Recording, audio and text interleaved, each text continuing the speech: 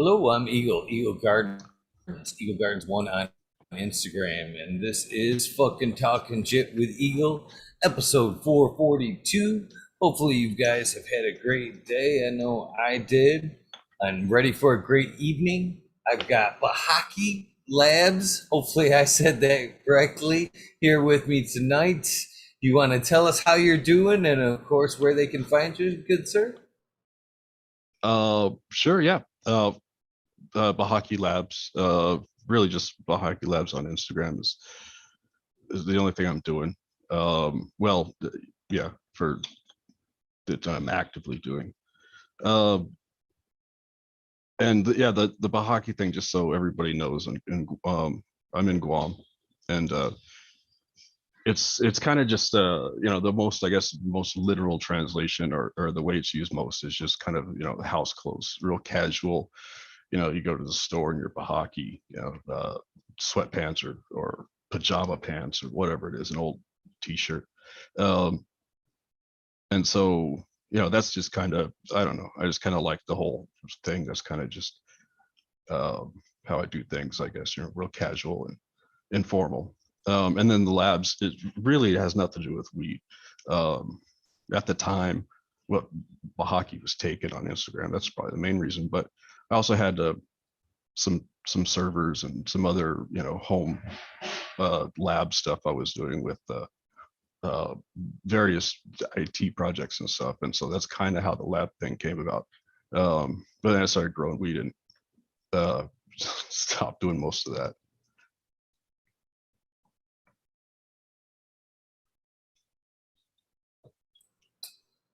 Well, hopefully you've got something to smoke on tonight. Hopefully you don't mind if I smoke. What do you what do you got tonight? What did you bring to the table this evening? Um, the uh, the uh, the Pakistan Chitral Kush from Ace, the purple Pakistani PCK. Uh, you know, uh, I usually, I figured it was appropriate. I'm a big fan of it. Um, and I considered, in fact, earlier today I was smoking the Bubba Hash Old Timers Haze that I just, little accidental seed. Um, and that stuff is, I really like that stuff. But I wanted to, try to remain somewhat lucid. Uh, you know, that one could send me off in a million different directions probably. But yeah, PCK, it's good. Sounds really good. Sounds really good. So usually we start this thing, try to start it from the beginning. So when was your first experience with cannabis? Um, the first experience, as far as any kind of exposure or whatever to it, probably happened when I was about, I don't know, maybe three. Um, but I actually did remember that experience. It wasn't a memory or anything I knew about until I was about 14. And my my grandparents and some cousins and just a few different family members all lived out in this community in East Texas, just about an hour and a half outside of Dallas, where I lived in southern Dallas suburbs. And we'd go out there to visit just about every other weekend or every weekend. And during the summer, I'd spend a couple of weeks out there. And I was at my cousin's house, or there was a bunch of trailers, but I was at my cousin's place, and we were playing PlayStation or something like that. And we came outside the room, and this would have been uh, I don't know, mid '90s, um, early '90s. We came outside the room, and my my we'll call him uncle, uh, Uncle Steve. Um, he's my cousin, but he's just he's like 6 months younger than my dad, so he's basically my uncle. And he was laid out on the couch smoking a joint, and but I smelled something, and I mean, of course, but it was, it was a distinct smell, and it happens to everyone depending on what you smell, but it brought me back, like way back, like you see in the fucking movies and stuff, to when I was maybe 3, and I'm sitting around in their place. It was a different place, but it was them. Um, and I asked my mom. They're passing this ashtray around. I could still vividly clear as day. It was one of those glass crystal looking things with the fucking pokey shit on the bottom. So they're passing it around, and I asked my mom, I was like, "What's that?" She said, "Oh, it's just a cigarette." And that was that. That was that was a memory. So um, I think it was that weekend. uh, Usually my parents didn't. They just picked me up after a couple of weeks. Um, that weekend, my mom had driven down because I was staying with my grandfather at his place, and he had this old piece of shit, the Mercury Lynx or something like that. Um, he was old. There's he's in the 80s, and he had the this is completely unrelated, sorry, but he had this old handkerchief. You know how old guys have handkerchiefs and stuff. He had this old handkerchief that was kind of balled up, and he used it to close the glove box because the glove box was all fucked up. He's one of those guys. Um, but he drove like shit. Like it was scary. And I wanted to go to Walmart to get some stuff, but I didn't want to ride with him. So my mom came down, and so she's taking me to Walmart to get whatever, some sodas or whatever. And I was like, hey, you know, because Uncle Steve said, when we walked out, he was like, hey, don't say anything, But I was like, this is really interesting because, it's I'd never had that happen where I just got brought back like that before. So I asked my mom, and she was like, oh yeah, yeah, that was it, and that's the last time your dad smoked weed or something like that. So I mean, that was that was how I got exposed, but um, and I guess around 14 or 15, it was something that I was kind of like, I might want to try it, but I was fucking terrified of it, dare, and I mean, that's that's kind of the stuff that was going on at the time, and I'm like, I'm living the pretty much like textbook, suburban middle class life. Um, so went through high school, and I think it was right after I graduated. Um, I think I had tried to smoke before, it just didn't work out. But I think it was right after I graduated. My friend Camille, um, I picked her up, and I don't think we were actually going to smoke a joint, or at least I didn't. That wasn't my intention. Um, I think we were gonna go play tennis. I played tennis through high school. I mean, like you know that suburban. Not that everybody, but um, so we end up at Duncanville High School, which is the next city over, and it's the sun had just set, and so we're sitting there near the tennis courts, and she's like, "We're gonna smoke a joint." I said, "Okay, just graduated high school, fuck it, why not?" Uh, and we did. I don't, it was a a joint that your friend would give you out of high school. It was loose, and it was shitty Mexican brickweed, but I mean that's everybody's experience, really. So we smoked it, and then I remember walking out. There's this little fence thing, so we walked past the gate, and right as we kind of crossed the threshold of the gate or whatever, it I kind of looked up, and I was doing that whole placebo, you know what's supposed to you know happen or whatever. And so I was it's like I was trying to make myself feel high. Everybody, you know some people get really overboard with that, but um she was like, just shut up, just you'll feel it. And the next thing I remember, um I'm in my Chevy S10 with two 12s in the back because, who didn't see that coming?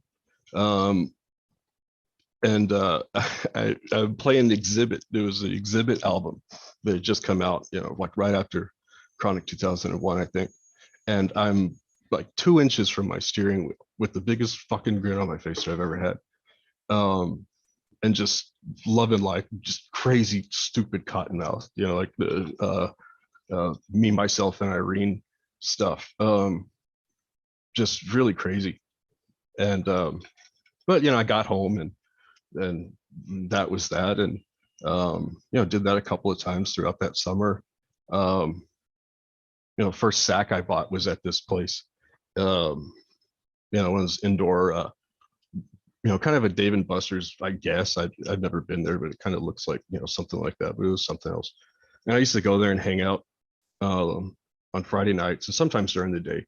And one Friday night, one of the kids um, came up to me and was like, "Hey, so and so is selling sacks. Do you want one? $20." I said, "Sure." Um, so he go, I gave him money or whatever, and he goes and gets it, and it was right in the middle of all the pool stuff. It was the most fucking conspicuous transaction in all of indoor amusement park history. He dropped it on the floor, and I picked it up, and the guy that was we were hanging out with that was next to me was like, "Dude, like everybody just saw that. That was the least smooth thing I've ever seen in my life." And I was like, "Yeah, but a couple minutes passed, nobody did anything, so it was good." Um, so I got home, and I mean, I've never touched weed really, except in a joint. Um, so I had I was I was smoking Black and Mild at the time, and so I had a bunch of those, and I figured, okay, well, it's this big brick, or I mean, by then it wasn't even its own brick. It was just a bunch of little pieces of compressed shit. So I broke all that up best I could and stuffed it in the black, and I had like 3 or 4 of those that were all like an inch long from the tip. I Yeah, it's just dumb, but it'll work. I don't have to fuck up a joint. I can just do this. I know this. I've heard that somebody did this before, so I'm going to do that. So I did. And I mean, that's I'm 18. Just kind of just spend a couple of years smoking weed with your friends and doing that stuff, and that's kind of what I did. And I never really had um like a dealer or whatever. I mean, the closest I think I had was we'd go through these really cool drive-through spots in Dallas, and we're like 4 guys just out there serving, and really hyper competitive for business, and like used car salesman. It's amazing. It was a great experience to like know that you're going to get some weed. um so yeah, did that, and then um and but kind of to go back through high school and stuff, I did a lot of I was really into computers and stuff like that. So weed wasn't a thing for me. I mean, I did it, but it wasn't like my thing. I was doing computer shit, trying to make websites, or at that time in the mid to late 90s, it was like hacking into chat rooms and things like that. Just weed wasn't really a thing, and that's kind of important later, I guess. But yeah, just did all that stuff. Then in I was I guess it was 2004. I moved to Las Vegas.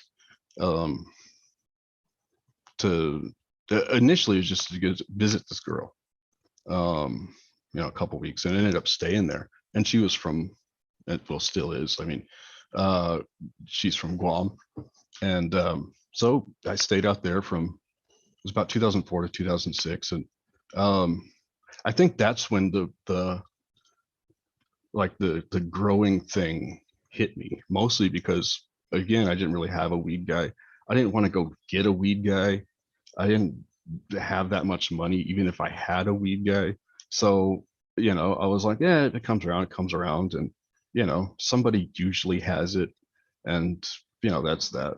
Um, so, but I wanted weed, and sometimes I couldn't get weed. And so I just try not to think about it or whatever. But yeah, I wanted weed, of course. I'm out on, on my own. And um, this is the best time in the world to start smoking a bunch of pot, right? Um, so I remember really, really, really wanted to grow. Um, but I had no idea how. Um, and so I remember I think my parents had, once it was kind of settled that I was gonna, stay in Las Vegas, my parents had shipped over one of my computers and it didn't work. I think the power supply was fucked up or something, but it was just sitting there. And I was like, I bet I could grow weed in this. And so I decided to look it up. Um, our roommate had a computer, so I decided to look it up. And I'm not positive, but um, I think that's when I I first saw overgrow. Um, and I was just naturally. I mean, you see all these pictures, and you're fascinated by it. Um, and sure as shit, I saw overgrow because they had uh, somebody that was you know growing weed in a computer, multiple people. And I was they were like, yeah, this is, get an old phone charger and wire it to your fan, so it's not, because normally the fans run off the motherboard, but you can get it to work that way. And so I tried. It was shit. Like really, really bad. I because I didn't know where to go to buy stuff. Um, I got soil from somewhere, but not even like, it wasn't even a pot. It was one of those, I guess it's maybe 1 gallon water jugs that you buy at the store, and you set it on the counter. It's got the little spigot or whatever. And I think I cut the bottom off of that, and it fit really well in the case, so I kept it. And the seed was just something I found in a bag of really bad weed. And 2 lights. The coolest part, it's the shittiest part, but I think it's kind of what makes it cool, is that I didn't want too much. You don't want light coming in and out, right? I mean, it's not good. So uh, but I also had like zero resources, and I didn't really have the drive to go get those resources or the money to buy them, or whatever it was. So I I ended up making like little 90s for the exhaust and the intake, but I used old toilet paper rolls. um yeah, it was that shitty. But the seed came up, and it didn't work out. There was just, it didn't work out. But I mean, if it had, that would have been a fucking miracle, because it was really bad. um so that happened, and I tried. And I'm looking at, of course, I'm looking at the overgrow, and just seeing all these guys, and the strain guide that they had. And I mean, to this day, you couldn't look at that and not look at like JLP's work with like, he did a lot of like, I think he did like blue moonshine. He had a bunch of shit, and it was amazing. It was like, just, that's kind of what got me into it, is that guy's, what he's posting up on these different things.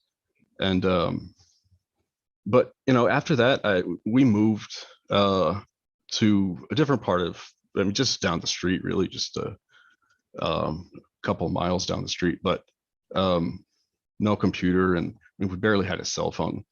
We had one of those shitty ones you get at Target for like $25. um and that was that. And so I'd pick up the I'd pick up the magazines though. We'd go to the music store. They still had those. I don't know if they do, but um, and they have a big magazine section. I get Cannabis Culture, High Times. But what I really liked about Cannabis Culture in particular um, was, Mark Emery had the whole seed catalog in there, a bunch of shit.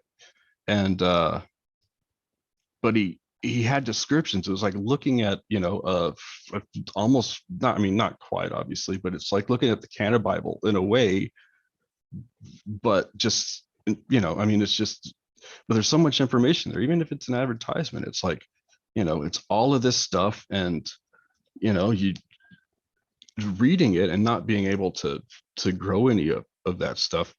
um you got to use your imagination and kind of put things together, and I don't know, it was fascinating. I just loved reading about things and reading about what made those things. That the what made those things is actually probably what I'm really into. So I guess it was late 2005, early 2006. The girlfriend gets pregnant, and so we're like, oh, we're gonna, we don't want to stay in Las Vegas. We don't have family here, so we'll either go back to Texas or we'll go to Guam. I was like, well, I've never been to Guam. Uh, why not? It's her, her whole family's back there. She hasn't been back there in a long time. We'll do that. And so we did. Stay with her parents. And Guam's very just family oriented, right? It's um, having multifamily household is not unusual at all. But it's also not like, I mean, single family households obviously are there's probably more of those. But yeah, just in general, it's very family oriented. So anyway, we get there, we do that, um, get jobs, have a kid, um, and obviously I can't grow. I tried, not inside. Um, Actually, I almost redid the PC thing again, but I didn't. But I tried a couple of times, but or at least a couple of times early on. Um, and yeah, it just it didn't work out. But I always, by that time, I had I was like, well, let me go see what these guys over at Overgrow are doing. Um, but Overgrow, wasn't around anymore. It got busted, and all that stuff happened, and um, so everybody had to find a new place, and everybody went to IC Mag, and that's when I was just kind of picked up, after seeing all these things, and not just Cannabis Culture, but High Times, and see the ads, you see the articles about it, the folklore, the all of this stuff. I wanted to learn more about that, and so got on there. Um, so early 2006, I guess, and just watched all of this stuff happen, and or read about things, when people tell the stories, and there's so much shit on there. But especially now, I mean, a lot of those things are still there, and that was like, I just got really, really into it, and so I would just read. Marijuana strains and breeding, it's still there. There's so much information on that, and it's all amazing, and some of it is not true. A lot of it is, um, but it was really, really cool. So uh yeah, I tried to grow once. It wasn't very good at all. And at some point, I guess it was around 2010, 2011, um I decided to do some other stuff outside. They had this land, or still have it, and it's actually it's a beautiful piece of property, and had a little garden, and I figured, okay, well, if I can't grow weed, I'll grow peppers or whatever. Um, and I chose two different kinds of peppers. I think this is kind of relevant, if not now, then later. I chose the most popular pepper in the world at that time, which was, I think, the ghost. And then and then the other pepper that I chose was the penis pepper. It looks like a fucking dick. And because I thought it was funny, and I thought it was cool and interesting, and it's like, who wouldn't want to have that, right? It's hilarious. Um, so I grew those, and I set up this badass, or I thought it was badass at the time. This drip setup with I had um, the automatic battery operated timer that luckily, or the valve, lasted forever outdoors. And the emitters and some overhead sprinklers is pretty neat. But you do enough of that, and it's like, yeah, man, I could put a weed plant right there. Um, so eventually that happened, and I'm trying to remember the first ones that I tried out there. If I had to guess, it was probably um, something, or probably things from both Ace Seeds or Cannabiogen, because those, especially at the time and even now, um, those are the go-to guys for the stuff that'll work out here, and that will work. I mean, anything will work, but also our outdoor. We're essentially 12-12 year round. We're 13 degrees north. Actually, I think the longest day is probably 12 and a half hours, and that's well, I guess this the summer solstice, and then it's 11 and a half in December. So we're basically 12-12. So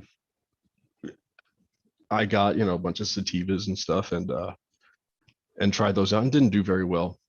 And then I found, and this is something that I wanted to grow, but I couldn't find it. And then I can't remember how I saw that that these guys had it, but I ended up picking up the duck's foot that Underground Seeds had reproduced and kind of kept alive, and bred a little bit, and they had it, and they had it presumably from Wally Duck's original stock. Although, by the time they did their selections, I think it had probably changed a little bit. I'm guessing it was from his. I have some old chats with him um, that I'd have to look at to be sure. But he's the guy. He was the one that introduced it, at least to the forum that way. I'm not saying necessarily bred it. I know there's stuff in definitely in Hawaii, and probably other places, um and it may have come from Hawaii to Australia. I hate to speculate though. um so, well, I mean, I'd like to speculate. I just don't want to say the wrong thing. um and I grew out the duck's foot from USC, and it was great. I loved it. It was a good plan. It did the duck thing, and I just thought that was fucking amazing. And it's just so cool. Like, I mean, it flowers, it looks like a fucking weed plant. But it just, who cares? It looks cool. It's different. It's you know, and when it's vegging, it doesn't really. So, you can get away with it for a little time. But, you know, it vegged for a while before it would flower. I mean, it did okay. It's um I think a couple of people have done it, or at least back then had done it indoors, and I want to say like 12 weeks, something like that. It, but yeah, just did the duck, and then kind of kind of messed around a little bit with trying to, okay, well, let's cross it. And so then I kind of got interested, I guess, in making things, or at least fucking around and seeing what happens. And I that's kind of when um there was some conversation on the thread or on the boards about breeding that trait into something else. And the general consensus was, it say and so some people had crossed, I think. So it was on seed base. Somebody had a purple duck or something, but it was just I think it was an F1. So it was PCK, I think, crossed with the duck. It may have been PCK or PERT or something like that, but it was that cross. But I think it was an F1. So um, so I grew some of those out, and none of them showed the trait, which they shouldn't, based on or I guess it's highly unlikely. I didn't see it. So, but the F2 generation should show about 25%, and then each subsequent generation you get more. And I didn't take it all the way, but I did make F2s, and I did see it about 25%. And I thought that's cool. Like, it's like um I don't know, it's like you make something, right? Um it's like you write a program and you see it run. You make a cross with this intention, and then you see it happen. That was neat. And so I think I tried to um I treated these seeds like shit, and now I wish I had them. I had um a a peyote purple from Canabiogen that I tried to reverse, and I think I did reverse it. And but I didn't end up pollinating anything. It fucking died or something. I was just, you know, um, I'm not great with my plants even now. But back then it was, but I was only able to get out there once a week or something like that. So, shit happens. But at least I got some experience with that. I thought that was cool. Um, and then I guess around 2015, um, but I also, Wally ended up sending me some stuff and some Z99 that he had, which was a Zoid Fuel C99 cross or something. Wally did some really cool shit with C99. A lot of people were doing stuff too, and stuff, but he had some really neat things that he did with that back in the day. The Acapulco Gold, I think, Blackberry, just cool shit. And I feel bad that he sent me seeds, and I just kind of fucked off with them. But um, yeah, it's guys like that and there was a lot of them, but they kind of shaped the way I thought about things back then, and even now. But yeah, 2015, I just kind of stopped. I got a good gig that I was making more money than before. It wasn't a ton, but it was a nice stable thing. And so I was like, okay, I'm gonna do this now.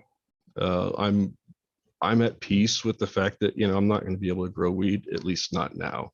Maybe later. Um, I'm gonna still read some stuff if I get curious, but I um didn't really get back on anything. And through all those years, I'm keeping up with what's hot and what people are talking about. And it goes from uh obviously the OG and the Kim and the Sour D were huge around the time that I started looking at it.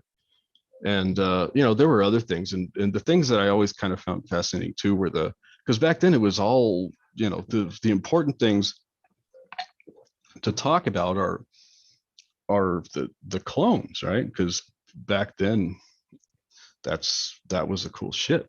Obviously, I'm in Guam. I'm not getting one. Um, but that's okay because I couldn't grow it anyway. But it's just really cool to hear about it and hear about, some of these, old ones. Uh, Fucking the UW or um, the Shram that was done by, as far as I know, by a member of the forum. Um, all of those, I mean, there's a million of them, uh, and there's, some of them there's a couple of different stories, but it was just cool to learn about those things and to try to think about, what makes those and things like that. So, that's always been my fascination. I mean, of course, everybody wants to grow, but that's, I've always been into that. I apologize if I'm rambling. Um,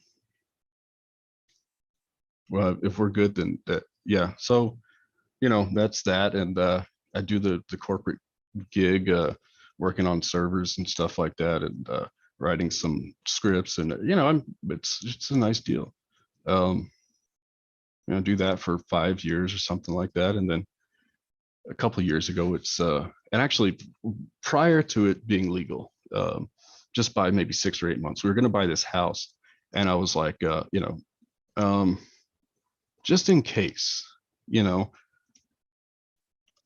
I'm gonna buy some stuff online just to have just enough to get started if it ever does, you know, happen. I'm not crossing my fingers, but if it's legalized, I want to at least have something.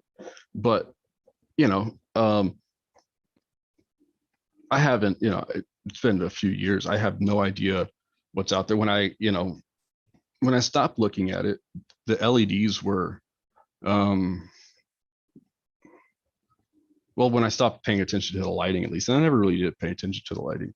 But when I stopped paying attention to LEDs was whenever it was. I mean, those were cool at the time, but compared to nowadays and stuff. Um, so I picked up the I think it was that Vipar 600 or whatever. It's like $80, and I'm like, fuck it, I don't know, but I can it. I'm not gonna grow a lot, so I'll just have it. I have no idea what I'm doing. I bought that this huge fucking fan, big filter, and I think a timer and some other stuff. Um, I didn't buy a tent, right? I but mostly because it didn't really cross my mind to do that, which was weird. And but I had all that stuff, and it was just sitting in the closet, one day. So then, um, oh, you know what? Well, I'll get to that in just a second. I'm sorry. Um, but the legalization happened, and I think a lot of people were hopeful when the gubernatorial election was going on that we're going to see that. But yeah, I mean, uh, 2019, 2 years ago, yeah, um, wasn't long after the election that it was Senator Clint Rigel, Tina Moody Barnes, I think, um, introduced that. So the Senate local legislature passed it. I don't remember who all signed it. Sorry, but thank you to those guys. Our governor Lou Leon Guerrero signed it, or and it was on. So, um, but when that happened, I had like I had two choices. I really didn't like understand the concept. I knew the concept of a tent, but I didn't really get it at the time, and I probably should have gone with that in the first place. But you know, I know everything I know about weed. 99% of it came from the forum, right? And one of the some of the most popular posts at the time that I remember visiting were about the Mills Pride C13, I think. C something. Maybe there were more than one. I think there were. But you buy a cabinet and you you do whatever and you make a nice little grow spot. And I was like, okay, that's cool. They didn't have those at the Home Depot. We have a Home Depot, but they didn't have those. So I got something close to it, and I made it work. It looked like shit, but it worked. And I hung that little, cheap LED in there, and the seeds that I had got though were um, was the PCK from Ace, um, and the Panama Deep Chunk from Canabiogen. And I think the reason that I went with Ace on that, since I was already buying, was because the PCK from Canabiogen were sold out, I think. But it doesn't. I mean, I would have bought from them regardless. But I or it's kind of sometimes it's easier just to just do one breeder. But I think Canabiogen were sold out, so I did two. Um, and obviously support both of those guys. Um, so I grew those in like 1.7 liter plastic pots with I think it was Ocean Forest and Light Warrior, mix like that. And then I was also bottle feeding the I can't remember if it was whoever does the micro and bloom for the Lucas formula, GH or advanced. I can't remember, to be honest, but yeah, I was doing that. And I mean, I had weed to smoke after. It was my first indoor grow. It wasn't done well, but it was fucking free weed, minus all the the overhead for the supplies and stuff. But I mean, it paid for itself the first time, not because I sold any, but just because I didn't have to buy any weed. And so uh, from there, I just been doing that. You can, if you scroll far enough, I probably post too much stuff. Um, you'll see I mean, that's it. It was kind of time to, been waiting for a long time, like a really long time. And I mean, yeah, me waiting like that is, it pales in comparison to other guys who have waited for, in prison and stuff like that. So it's not, my plight is, kind of uh, an easy one. It was a long time, but I'm having a blast. So, what were the penalties like before legalization? Um, I couldn't tell you. I think anything under an ounce was a fine. Um, and I can't remember when that happened, but I believe that happened. But as far as possession goes, I don't think that I don't know that that necessarily counts if even a smaller amount of that is changing hands between two people. Then that's probably something entirely different. Whatever. I would assume that it was probably par for the course in a lot of states where it was still illegal.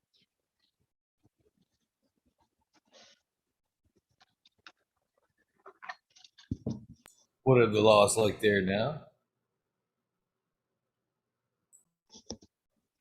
Um, right now, it's there's well, so there's also a medical program. I don't really know anything about the medical program. That was a referendum or whatever you call it, prop such and such, that they did and passed, and then it just kind of sat there and it didn't do shit for the longest time because of various reasons and red tape, and you don't have a lab, but to get the lab we need this, and I don't know the details. I just know that it didn't really do anything, but there are those rules, and I don't know if it's actually up and running or what the deal is exactly. um, so yeah, I don't want to put any bad information out there, but not including that, it's personal cultivation. 6 plants, I think, three mature. We can have it in public up to an ounce. It doesn't, to my knowledge, specify how much you can have,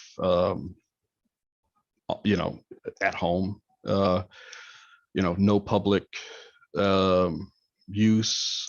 These are things that, don't quote me on it, although you're asking me. But I think, kind of that, that kind of stuff. I'm sure it was modeled after probably a few states, or whatever. I don't know, but I'm sure it was modeled after one of the states. It doesn't seem to be an uncommon rules that we haven't seen before. So that, that kind of legalization. And but retail sales, any sales, barters, anything like that is expressly forbidden. But I think we're kind of in the home stretch of the actual industry happening. There's, the rules have been done or have been finalized by the board, who is kind of informed these rules over the last couple of years. And then, of course, and it's also delayed because there's COVID. I mean, I understand that you can do things with these rules. You don't have to be in the same room, but it definitely, COVID affected everything. So, I get it.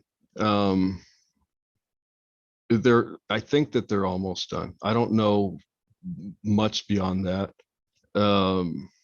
as far as what the landscape is going to look like. Everybody's real quiet, but at the same time, network. I mean, everybody's trying to kind of, I guess, do their thing and find their spot. And it's amazing to see. I love it. Just see just everybody, the local people coming out and doing it just cause, because they always wanted to, or they did, but now they want to share that kind of stuff with everyone. So yeah, I mean, I think that out here, the legal community that we have, it's really cool. It's cool to see people do that kind of stuff and enjoy it and learn from each other and hustle and work on setting up shop. And I 10 years ago, if you were to tell me that I'd be able to be in my own house and smoking weed and it's completely legal, and to be on a a podcast with a guy who's had, dude, I mean, that made my day when you messaged me about that. So that was really cool. But that's kind of what's going on, with the legal stuff here. We're waiting for those guys to finish up some stuff. It's got to go to governor or the AG or however that works. And then I guess we'll see who does what. Man, so is it a pretty steady environment year round? I understand you got the 12-12, but is it like constant temperatures to where you could grow outdoors year round? The temperature is pretty constant. I'd have to look it up, but it, you know, I've, I, I could be wrong here, but I not within, too many degrees. I want to say about like, high 70s at night, maybe, even mid 70s. Daytime, high 80s, low 90s. Um, I want to say high 80s, but The low 90s, it definitely happens, and it feels a lot hotter than that for sure. The sun is insane out here. Uh, yeah, you could. It's an amazing environment to grow the things that a lot of people can't grow. Now, well, having said that, I mean, the temperature wise, there is and we're in it now, and you could probably see behind me. It's not super sunny skies or anything like that. So we basically have two um, seasons, though. We have the dry season and we have the rainy season, and the rainy season happens. Uh, it's it's not it doesn't cut off at a certain time, but I want to say I don't even really know. I want to say June through like December or November or something. I mean, it tapers off a little bit. Um, that's the rainy season, and what kind of sucks about that though is that that's also the time when the sunlight is is getting less. Now, I mean, still it's pretty consistent out here, but to grow the big ones, if it's um I had it happen a couple times. If you're doing it in February and it's a big, a kind of a wild sativa, it'll want to re-veg, and that sucks, but it happens. Um, but I mean, a great environment. I think that I don't. I have a feeling that a lot of people are probably going to do um, indoor because it's indoor, right? But I think that the outdoor, it's the when the weather sucks, it sucks. It sucks anywhere. Um, but when it's good, it's all right. So I think that there's definite potential for that though, and I mean, Hawaii is not, probably about the same. I've never, aside from being at the airport, I've never been there.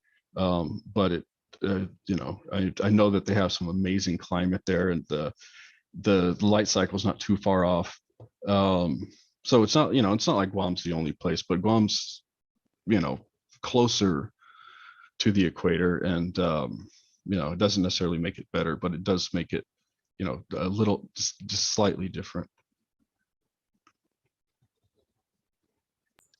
And with that kind of 12-12 environment, it'd be hard not to have a nice little veg indoors and then just kind of be dropping them, dropping them outdoors whenever they needed be. Just let them do their thing. Man. Yeah, totally. Yeah, I would love to do outdoor stuff. I can't right now just because. Oh, that's another thing is, and I don't know, how that's another rule is it has to be out of public sight under lock and key or something like that. And I'd love to have a bunch of really really cool shit outdoors. Um, but then I got a bunch of weed plants in my backyard, and there's a lot of there's houses around, and uh, so for now, uh, I'll say I'm I've learned the biggest thing that I learned through reading all that and doing all that stuff was just patience. And I didn't intend to do that, but now I'm like, I'll do. There's a bunch of stuff that I want to do, but I'll do that stuff. You know, uh, I'll do that later.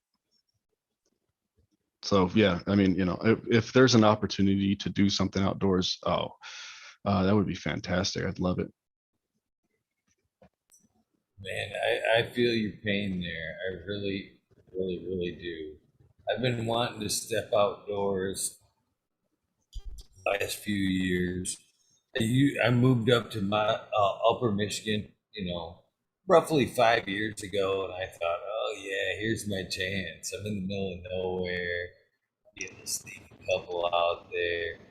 Didn't really have the balls to do it the first couple of years, and then I thought about it last year, and I do have somebody that like backs up to my property line. And I shit you not, they like hung out right on the fucking property line all year. I mean, there's like trees, trees, trees, trees. There's like a 16-foot opening, and they put a fucking camper right in that opening, like to where they, block their backyard, and but they had like a front door or a front window view of my backyard.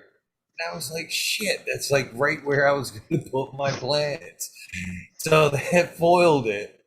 And then this year, I shit you not, we can here in Michigan we can have 12 rec. And I thought, I don't usually mess with my rec numbers, but why not? I've got some stuff I want to re-veg, so I'll drag some outdoors, let nature do its thing, and fucking, I'll take my cuts when need be. And I figured, I felt good about it.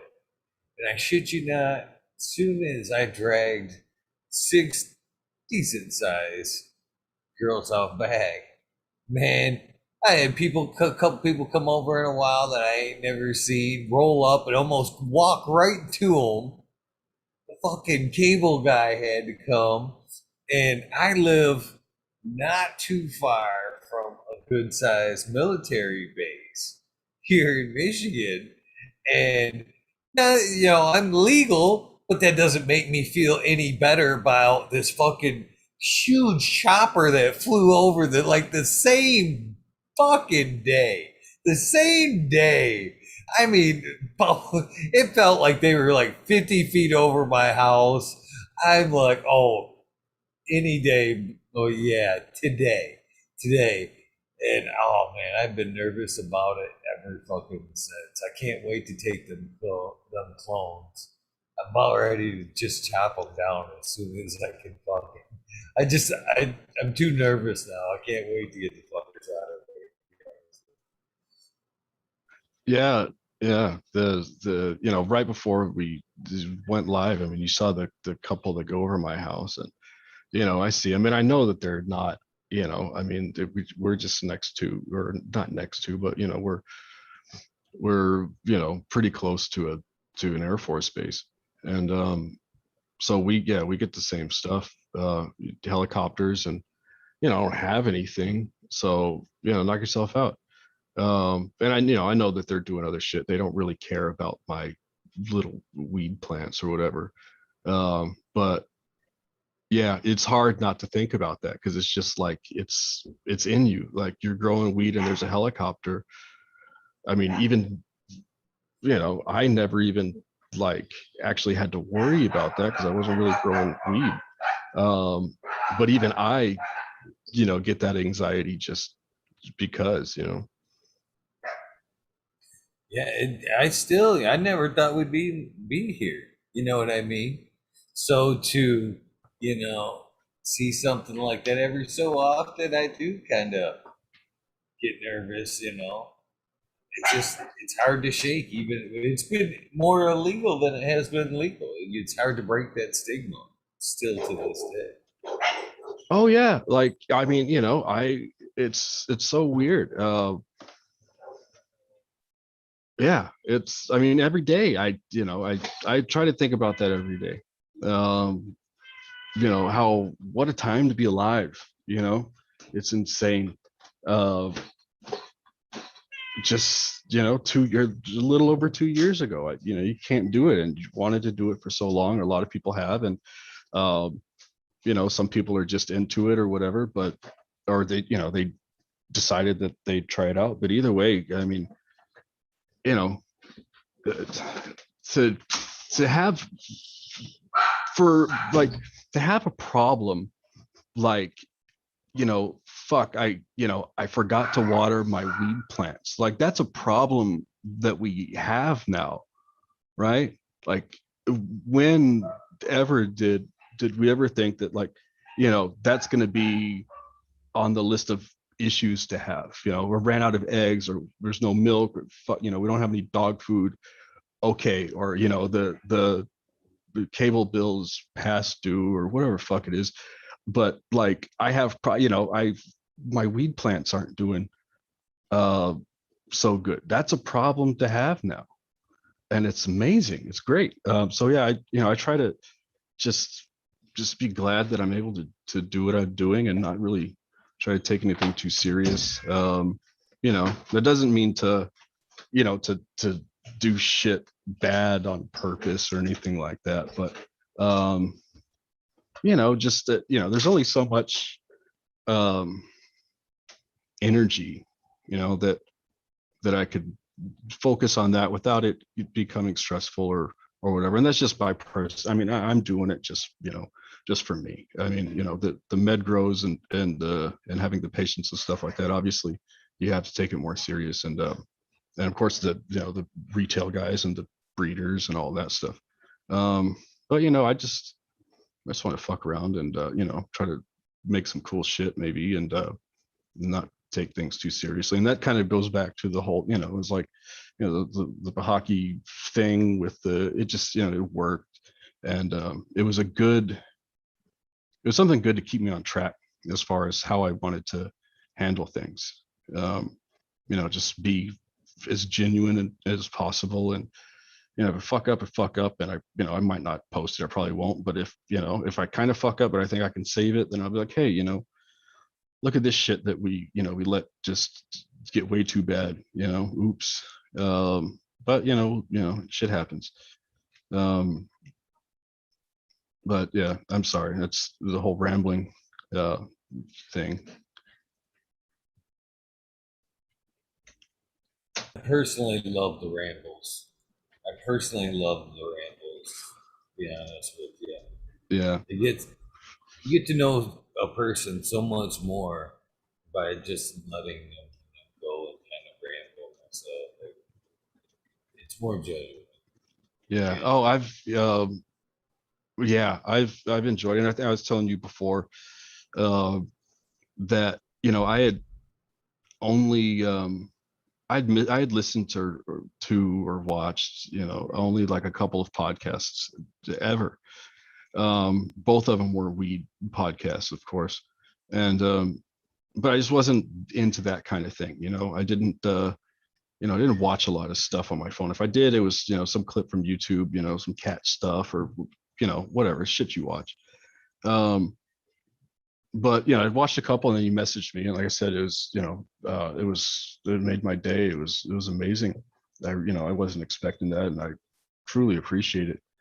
But I was like, well, now I got to look at this guy's stuff and, just kind of do my homework and, whatever. So I watched, I can't remember which one I watched first, but I watched it, and then I watched the next one, and just, 10, 15 things, maybe more, from your channel, and then some other stuff. And, mostly, I wanted to kind of get a perspective from everybody on, what they thought. But I always went back to the guys who, the breeders and those guys. And especially some of the older guys, the guys that I remember on IC Mag.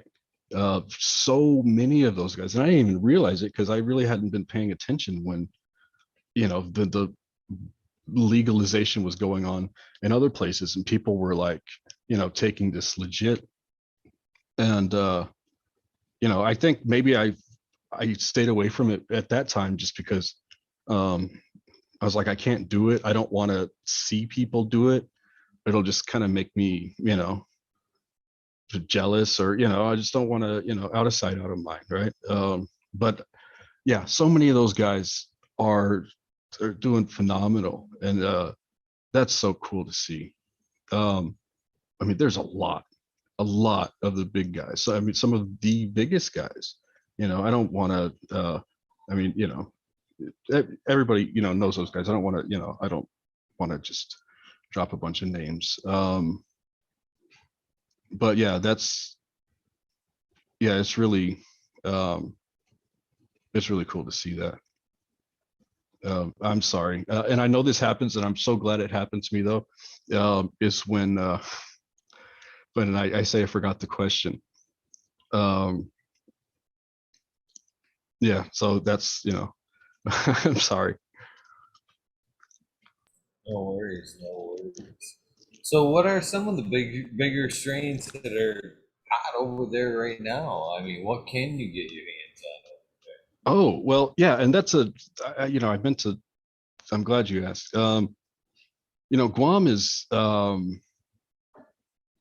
it's we have I mean, everything is here. Um, as far as what seeds people buy. I mean, the stuff that there's all that, there's the people have stuff here. The same exact stuff, but whether it's um, you know, Jungle Boys or in-house or CSI. Well, I mean, there I'm naming names, but I guess mostly because that's what I know that people have grown. And I mean everything, anything. If you took a small area in any place where it's legal, I guess, and our sample wouldn't be that dissimilar from theirs. A lot of people are growing that stuff. It's a little different because we don't have. I mean, we don't really have access to any cuts at all. I mean, I know that cuts, nowadays and even with tissue culture or whatever, I mean, um, I would probably be, a little naive to say that there's nothing here. But it's definitely just not as accessible as other places. Most people just take what they can um, from their seeds. Some don't keep cuts, some people do. Um, so we kind of have that going on, um, which I kind of like because if like if we don't have access to that stuff, and we do in seed form, but if we don't have access to some of the other things, then it's an opportunity. I shouldn't say we, like if I personally don't have access to those things.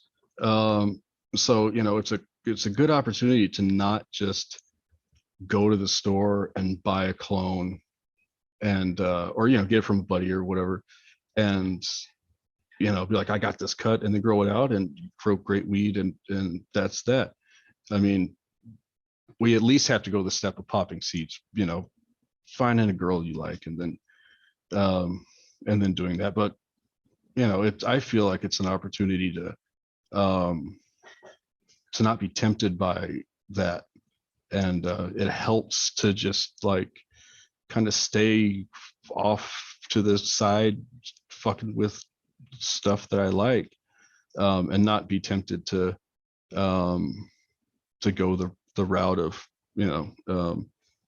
just buying a bunch of cool stuff. I mean, there's obviously nothing wrong with that.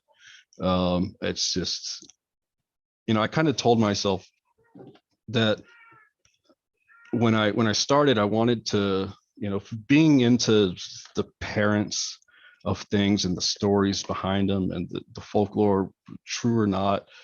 Um, I wanted to be able to, like, if I'm gonna buy something, then I want to be able to trace it back at least to a verifiable story, something that the general consensus online from people who, or just in the community from people who matter, is that this is what happened, right? So um, I wanted to do that, and sometimes to the place of origin. A lot of ace stuff, so it's not it, it's not wild land race. I mean, they work a lot of things and they work them for a long time, or the Panama, when they got it, it was worked, and they worked it some more. Um, but cool, just cool stuff like that.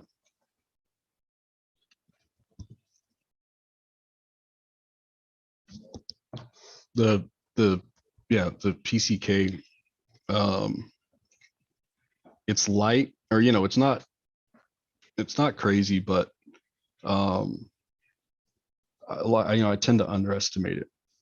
Um, and I'm just telling you that because I just went off on another thing. um, I can't remember where I'm going, and I know that that's not uncommon, so I'm okay with it. But still, sorry. for rambling. There was, oh, you know what? So where I was going with this, with the whole watching the podcasts and stuff, is uh,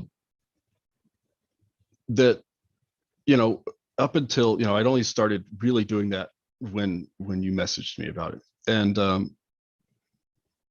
so I started watching these things and listening to these guys and really listening and like learning. And I mean, of course, it was obviously entertaining, but it was a learning experience. Like that's what I like to do, is like to learn about things and how things were back in the day in these certain areas, and how that played a bigger part in everything else, and just, you know, the overall, you know, how it helped shape everything. So I've learned a ton, um, and I'm excited to keep learning about that stuff. And you know, there wasn't a whole lot that I learned that was different from the forum, but there's, you know, there's just so much more information you can get from listening to these things than you can reading. You know, there's just, you can get more information. You know, if you put this whole thing on text, it would be, you know, hundreds of pages, right? So um yeah, watching those things is, god, there's so many just amazing people doing a just fucking crazy shit. And you know, it's just really cool. I don't, you know, I mean, I don't know how to, um it's fascinating, man. Just the whole thing that it's happening and that people are doing it, and that, you know, people who have been doing it are able to do it legitimately. um you know, it's great. It is a good time right now for that kind of thing. And it's moreover, I like the it used grow science, citizen science of it all. I mean, we've all learned the textbook ways. We all know the textbook ways to grow, but that doesn't always apply in every environment, every situation. So it's always nice to see how people are handling the different environments, their grow scenarios. It helps, you know, us all build. You know what I mean? So it is awesome to sit back and listen and hear other people's stories, how they Oh yeah, totally. And just, yeah, everybody just growing. I mean, you know, and everybody's trying something new. And sorry, there's this cat out here. You know, everybody's trying different things, and you know, you see new things that people discover as far as growing. And of course, you know, the progression of the genetics and all that. But yeah, just the growing, and trying it out, trying new things, you know, seeing what'll stick.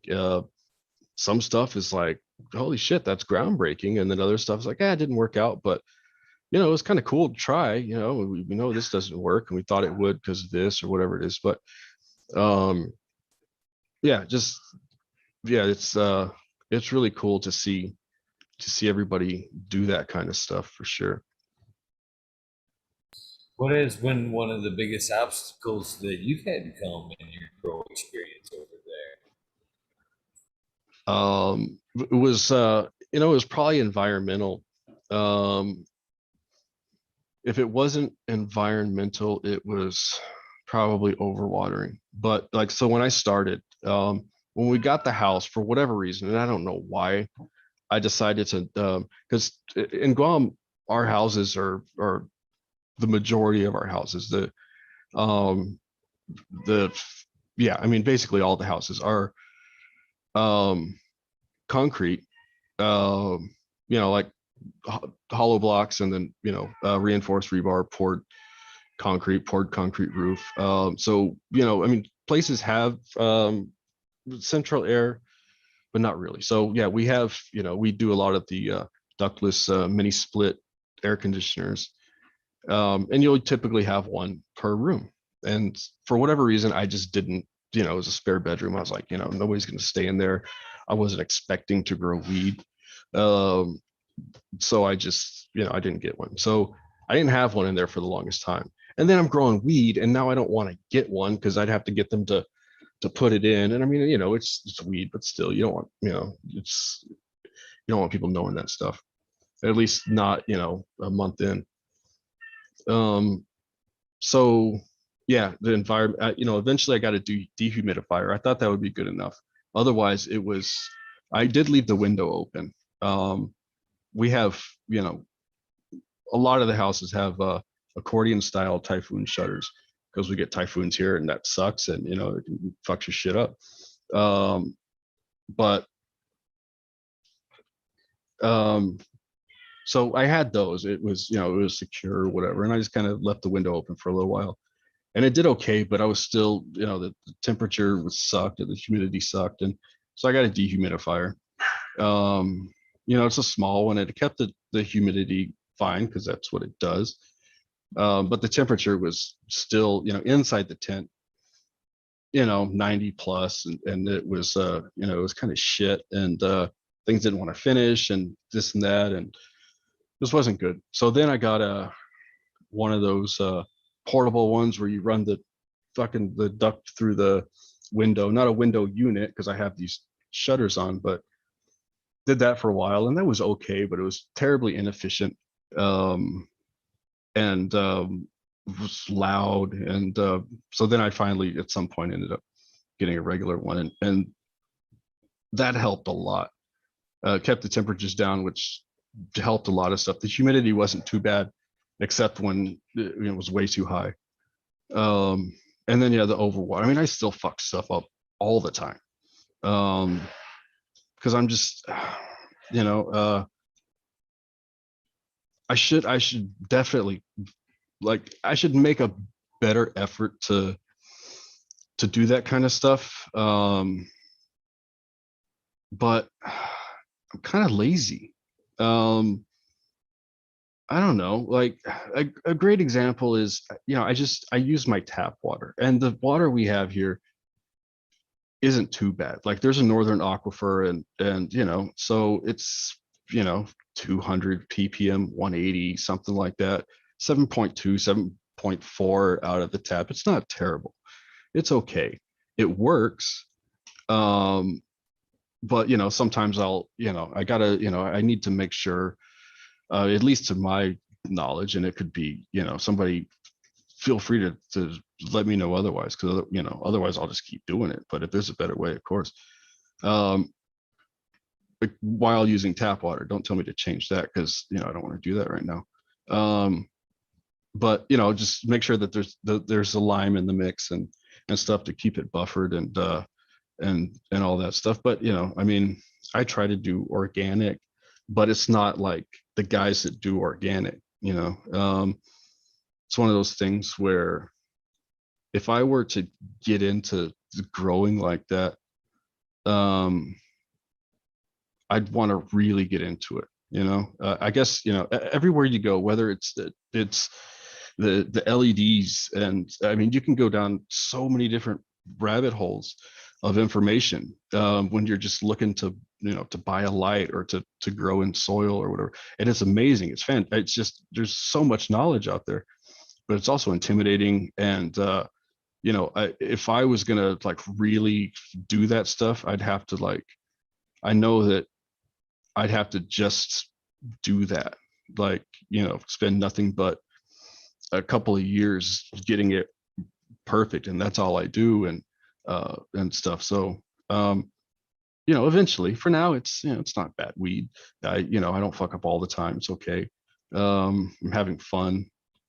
But those are the environment, overwatering, because especially at the beginning of COVID, because you're at home and it's like, oh, I'm gonna water the plants again.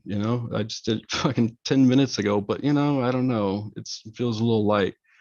Um, and that, I if you look up, and Google trends or something like that, I guarantee there's probably a spike in overwatering searches in, May or June of last year.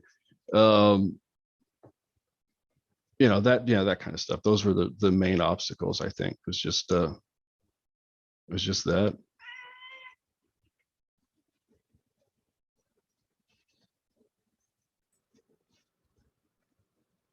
So it'd be amazing to fucking grow over there. So are you growing strictly LEDs now? Uh, yeah, yeah. I never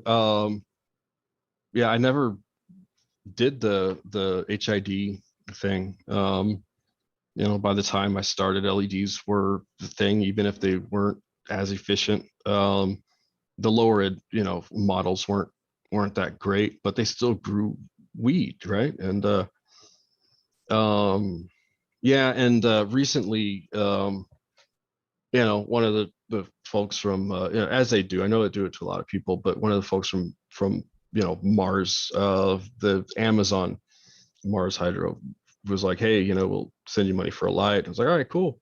So they did, and then I've been vegging with that. It's just their 1000, I think. And then there's another one on the way that they keep asking me if it's landed. I told them no, but it's on the way. So I mean, definitely LED, just because it's free. But even if it wasn't, I would still. I mean, I was running Mars before that. Um, yeah, it does its job. It doesn't, it's not expensive. It's kind of, if that's where you want to, what you're after, it works really well. Um, well, another reason that I went with LED is just because of the heat. Especially when I didn't have, you know, the humidity or temperature under control. Putting something like, even I've never run them, but even a ceramic metal halide probably would have been a problem.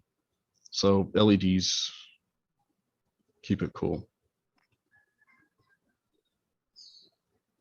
So how do you go about training your plants in veg there, get them ready for the flower? Do you do a lot of tapping? Do you like to low stress them or super crop? Um, you know, I I don't veg very long for most of my stuff, mostly because I'm constantly, I want to look at what stuff does. So I mean, I recently bought some actual pots, but before that I was just using styrofoam cups, and I'd veg it in there for a little while. I'd usually I don't really like, I don't train. If it's a sativa, like a really uh hazy, something, I might just for fun, but I'll usually just top them at like the third or fourth node, let them grow out a little bit. Sometimes top again, but yeah, a lot of pruning. I understand that, you know, there's probably a lot of people who don't like me doing that. But it's just, it's what I'm doing. And yeah, it doesn't veg long. What I had been doing up until recently, and I still do on occasion, is um when that's, when the shoots are coming out and stuff like that, and it's if it doesn't stretch much more, it'll still be okay. um I'll just transpout, put it in a 1 gallon and flour it out, just to see, what are we working with here, what's this have to offer. um how is this, what are the parents doing in this thing? um was it what I would expect it to look like if I looked at both the parents? That kind of stuff. I mean, certainly not breeder stuff, but just real interest in fucking around with that stuff. So have you ever thought about contacting some breeders and getting on their tester? I mean, you sound like you'd be a good tester. Have you ever thought about contacting a few breeders and working with them as a tester? Um, no, I thought about the tester thing. I mean, not about doing it, but just about, if um I don't know, just if it ever came up, I thought, what I would think about that. And not right now. Um, only because there's um I want to try some things out. As far as, a couple of things to cross or whatever that I think will be pretty cool to play with. I've made a bunch of stuff um that I'm trying to kind of get through. Not a bunch of stuff. I mean, it's a few things, but it's some stuff that I'd be interested in looking at, that I need to try out because I haven't tried it out. Um, I do, as far as people sending me things, Guamanian Gardens. It's on Instagram, Guamanian Gardens. They're authentic GMG, something like that. They sent me some cool stuff, and it's so Guamanian is kind of, it's basically the term for somebody not indigenous to Guam, because that would be like Chamorro, but somebody, like you'd be like, oh, he's a New Yorker, that kind of shit. So that's Guamanian. But also that it's there's the play on words, because also Maine is in there. Like, there's ties to Maine also. But those guys sent me some really cool stuff that I'm trying to get to as quickly as possible, just as I go, a couple here and there and stuff like that. The one that I actually, there's a couple going now, is they have they have this Steve Lemmy OG. Steve Lemmy, I think that's the correct pronunciation, but he's from the Broken Lizard folks, and Beer Fest and all that stuff. So they have that one, and I think they've reversed it and hit up a bunch of things that they had that look really interesting. The one I have is they pollinated a Sky Jarro from Bean Gene to that a cross that they done with the Sky Jarro and the Steve Lemmy OG, and then they hit that with the OG. That one's going now. Um, it's there's one that I really like. There are originally a few more, but I just had to make room, and they were very generous with the seeds. And but there's one in particular. It's just got more shine to the leaves. It's just got that, it just stands out, and kind of glossy, waxy almost. Just, I got it's I mean, it's so early to tell, but it looks, it's there's something about that one that I like. So I'm trying those out, and there's so many more to go. I guess you could kind of, I guess they're testers in a way. Not, I don't think really like a formal thing, but I was hooked up also. The Sativa Hoarder Seed Co. sent me some really cool shit, and the old catalogs that they have. They've been reproducing those, and it's basically going to, buy stock for projects and stuff. It's not like help me with my car payment or anything. It's, we have some stuff that we want to get to try out. So yeah, they sent me, there's a bunch of really cool stuff. Two that I'm particularly interested in is one is it's a A5S1 from Karma, crossed to Mango Haze from Mr. Knight Shanti. Um, and the Mango Haze is like a half sibling, I think, to the Super Silver Haze. It's kind of, kind of the same, just it was a different haze dad. But yeah, that one should be awesome because the A5 is already or I mean it's there's a lot of common stuff there. And then the one I'm most interested to try is their Oaxacan tribute, which is Red Snake from Cannabiogen, which is their Oaxacan gold and Colombian Punto Rojo.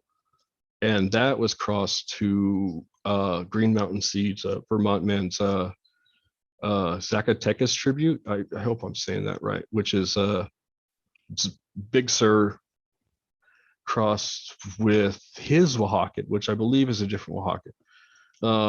Yeah, I'm I'm really stoked to try that out. But with those things, I kind of have to just um, I got to give those a lot of attention. So I've been putting off the sativa thing. I told myself that this year was going to be when I did that. But I think that it'll happen soon because that's the smoking the Bubba Hash haze was I'd forgotten what that kind of high was like.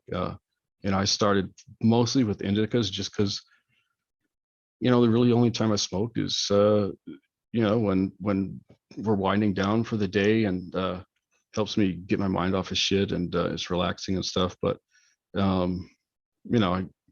with the there's you can't do that all day, or at least it's not good.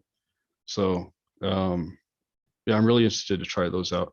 And there's a couple of things that I have that I think would probably work well with them. Or they may work well with each other, so yeah, that's kind of what I'm I mean, as far as things from other people, those guys have some really cool stuff. And it's not a tester, but I should also mention, because this is another one that I'm really looking forward to, and it's made by another guest of yours, or Jimmy Toucan made Tom Hill Hayes and the Cherry West BX from Mean Gene, and those should be really really cool. Mostly because one of my favorite things to ever see, well, a lot of my favorite things to ever see were deep chunk crosses. There's the famous picture of the deep chunk. It was originally labeled deep chunk strawberry cough, but I think that it was originally deep chunk some kind of goo, NorCal goo. I'm never heard of it, but it's just a phenomenal picture. I mean, way ahead of its time, just nasty, beautiful looking, like holy shit, that kind of stuff. Other ones that I always liked was the monkey haze, which is deep chunk haze, right? And especially Rocco from the forum had some F2s, and I've been trying to find those pictures, but it was just like it was amazing. It was beautiful looking.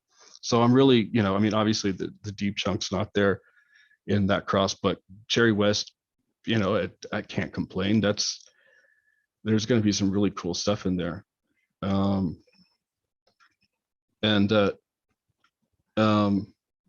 yeah, I've sorry about that. I've tried to, like, when you're like reading these things for so long and you're not able to participate, but you're still kind of into it and stuff. So when they're like, okay, you can do this now, it's okay. That's what I wanted to do. I wanted to do all the cool shit that I saw other guys doing, some of the really, the gnarly looking things, or whatever. It was like I never got to do that. So that's where I want to go. Because by this time, 2 years ago, it was it's hard. It was hard to find seeds that you actually like. I don't want to say wanted. It was, it was kind of because there was so much stuff, and if you didn't know what's what, then so I just kind of said, well, I know these over here. Um, I'm familiar with these. I've always wanted to grow them. Fuck it. Let's try those out. Everybody else is doing this stuff, and it's amazing, and it looks great, and it's good because I've tried theirs, but um, I want to, let's do something else. So there's that.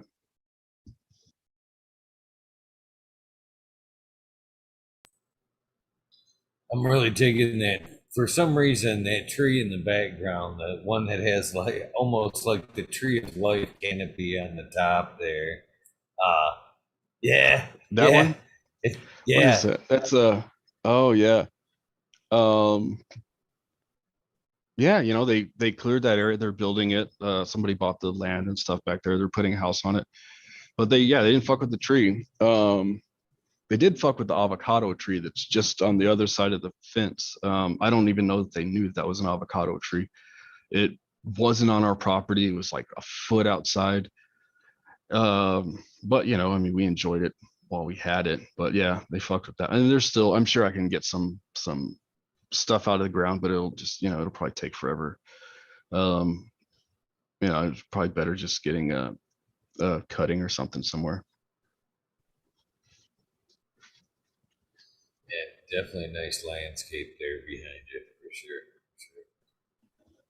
So, what would be your biggest test there as far as like IPM there? I mean, what's your biggest invader, biggest challenge as far as bugs? Um, you know, I I don't know. I don't see a whole lot. Outdoors, I'm sure I would, I'm trying to remember what there was outdoors that was an issue. Of course, what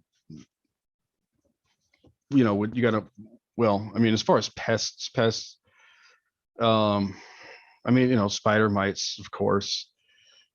Um, I got that once at the very, very beginning, and I got lucky that it didn't spread.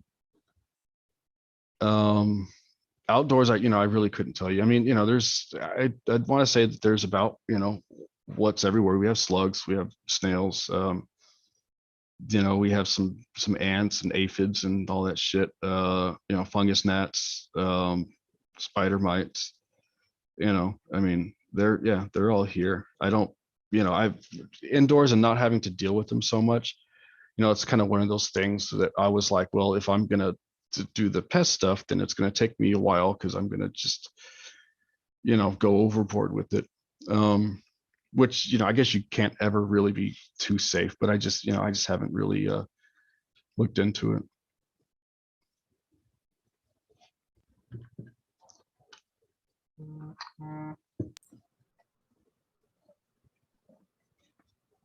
So you're right though. The organics rabbit hole does get deep there, super deep. I can see you trying to stay away from that until you can dive completely in Yeah, because it does kind of work like. yeah. It's not bad. What I have now isn't bad. It's better than it was.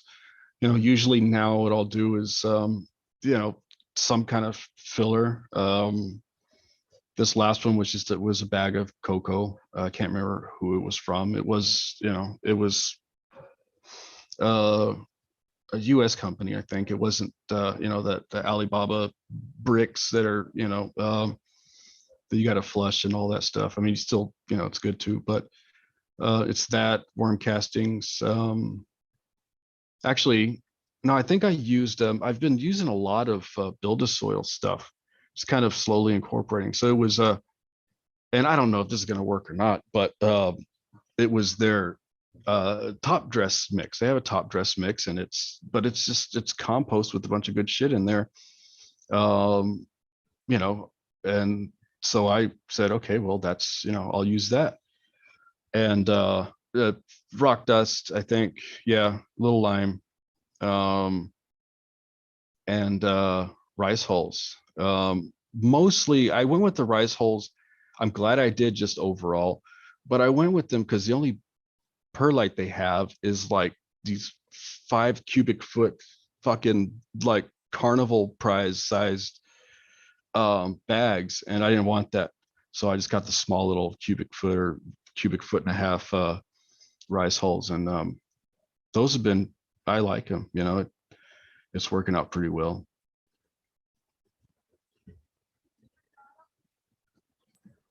So you've got a nice looking IG page here. Some really beautiful pictures of some nice looking buds there. Which have been one of your favorites to grow there?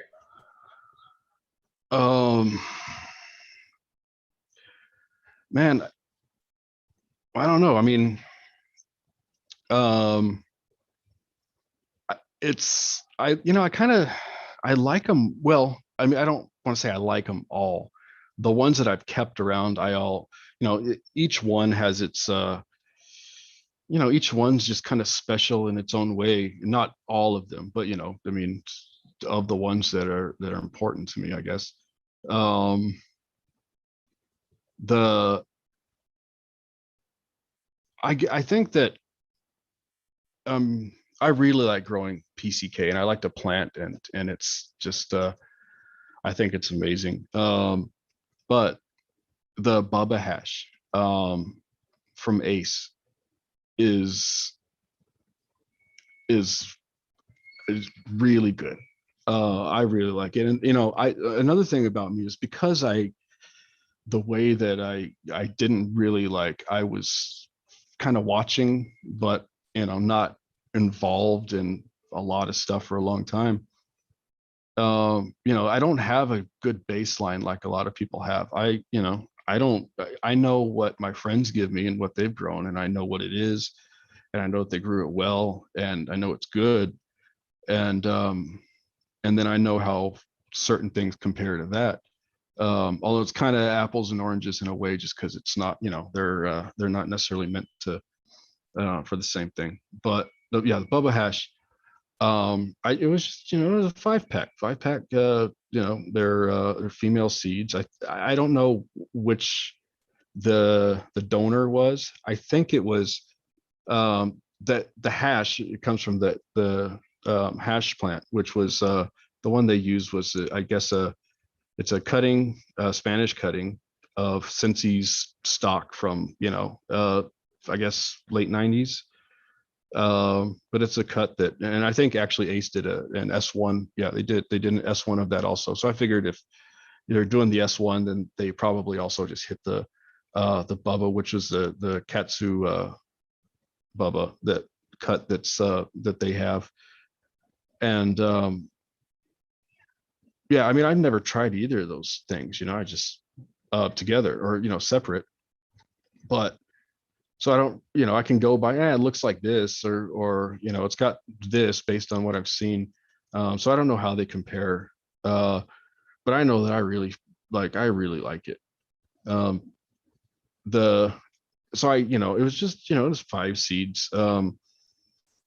The other ones were kind of different, but I also didn't grow them great the first time around, and so who knows. But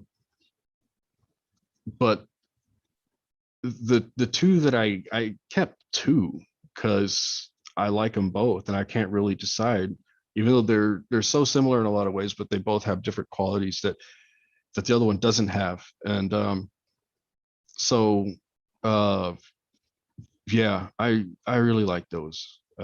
It's just, it's got this, I can't even describe the smell. I'm terrible with smells. Um, just as far as describing it, I give it to the wife and like, here, what does it smell like? She's like, guava, and I'm like, oh fuck, I was thinking vegetables or something. Um, but but they have, I mean, it's a pleasant, almost incensey, um, kind of chocolatey smell. At least the number 5, which is the one that I guess I'd grown out most recently, and then the 4, um is a little chunkier, not necessarily a slender, yeah, a little chunkier.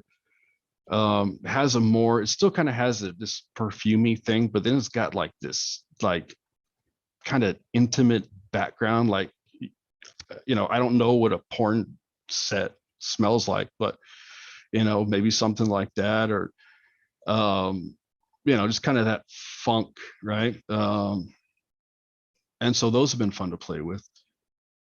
Do different things. I think what I'd really like to do, and I probably will soon, just because I think it's probably a smart thing to do, is to reverse one of those and and um, S1 and then pollinate the other one and see what's out there. Because at that point it's basically an F2, even though it's reversed. I mean, I don't know. Hope nobody gets mad at me for saying that, but I mean, it's kind of, it's there's siblings that are getting it on.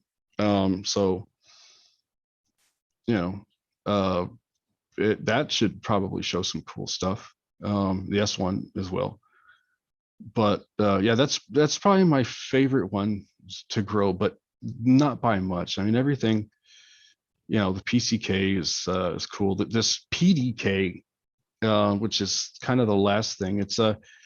So that's the only two packs of seeds I had, and I did a shit job germinating the Panama deep chunk, the PDC, or Panama DC. Just it was just bad. So I didn't end up with a whole lot. I think I had ended up with like one male. But I also had a PCK that wasn't as far along, that I was like, well, this one just started flowering, so this is pretty good timing. I'll just throw them both outside, in this little area. And they were, I mean, the first run I did, I just ran 12-12 from seed, because I was like, weed's legal. I'm gonna get my weed as quick as possible. I'll worry about some other shit later, but give me some weed, please. Let's get this over with, and then I'll, so that was the thing. So I made those seeds and I grew out, a handful. But I didn't grow them very well. I gave some to a guy. I gave some seeds to people, and people grew it, and it was okay. I didn't see a whole lot of the finished result or anything, but it was okay. And the and then at some point I made F2s, and it wasn't any real selection. It was just like, okay, I mean, why not? It's not like I'm going to sell these things. So, um, I there was out of a really, really small run, there was like one that I that was kind of cool. It did stuff that I hadn't seen the other ones do. And then I think there were two males. It was the only two males. And I just did that just for fun. Fuck it. And and then grew those out at some point, and made some more. And the only one that I didn't take a cutting of was this one that I kind of stuck in the back. And that one ended up being really fucking cool. Like, it's kind of like the one that's in these latest pictures, but it's shorter. It's kind of more,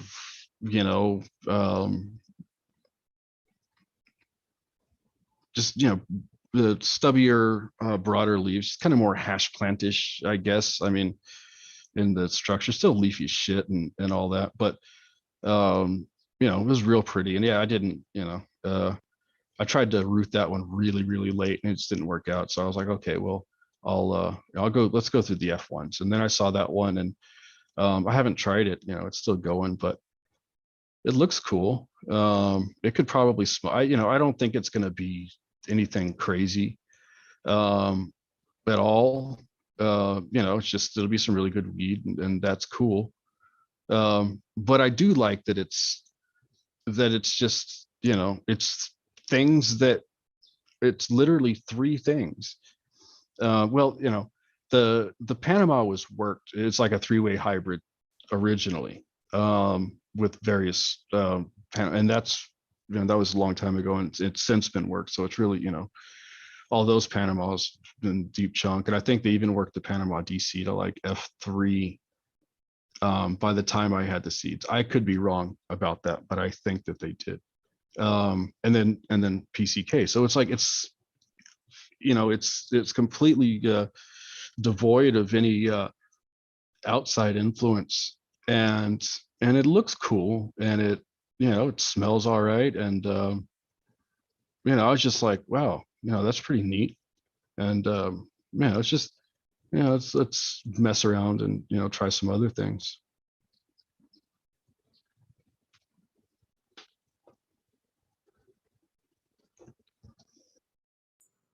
So, what's on the two pop list? Do you have anything that new that you're dying to work into the garden? Um, well, the things, of course, that I that I've received from people, I'm really itching to try those. But at the same time, I want to, if I'm running those, I kind of want to give them the attention that I can. There's um, as far as what's currently there, maybe the so I have these super Malawi haze from Ace again, of course, um, that I forgot that I had. I'd popped a couple. It was like five. I mean, it wasn't a whole lot. I popped a couple of them. Um, I really liked them. They were really cool. Um, didn't grow great because they're just crazy sativas, and I just wasn't giving them the care that they need. Um, and that one's interesting because it's it's a Neville's haze, but it's a Neville's haze cut from I think Neville's crew and those guys that um, and then the Malawi. So it's a cut, or it's two cuts. It's Ace's Killer Malawi, and then the old Neville's cut. And Neville's haze is crazy haze. So that was a cool one. I still have a couple more of those I'd like to pop. But also at the time I was growing those two or three or whatever it was, um, I was growing the Old Timers Haze, again from Ace, who got it from Old Timer One way back on the forums, and or got it from somebody who got it from him. Doobie knows that much. I mean, they did it. But anyway, I ended up with a male, and I think I had a female, and something happened, and I just like for whatever reason, it didn't make it, but I had this male, and so I went ahead and I pollinated the um, I think both of those super Malawi haze, and so there's 40 or 50 of those seeds, just not a lot. It's just enough to kind of fuck around with. Um, those would be fun to go through. But then the male died because I just not uh, growing, paying attention to him like I should, and shit happens. But the closest thing to that is probably going to be in those. So I think I could probably, if I needed to, or there was any kind of reason to, or just wanted to mess around with it, I could look through those for a couple of males. I think those would be some fun things to hit with, or some really small things, and there's just so many combinations in between it that could potentially happen. I don't know. But yeah, I'm interested to try those. And then that Old Timers Haze male is the one that there was a couple of seeds that hit the Bubba hash, the number 4, and that's how I ended up with that stuff that I was smoking earlier. It's pretty cool. That's good stuff.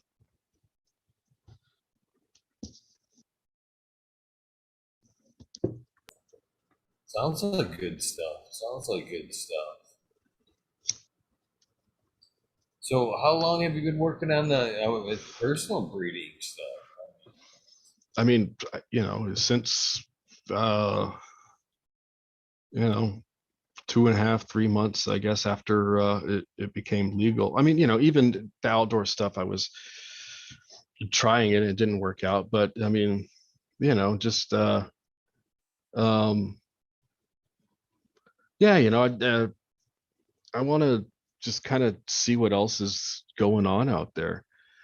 Um, there's a lot of really, really cool stuff nowadays.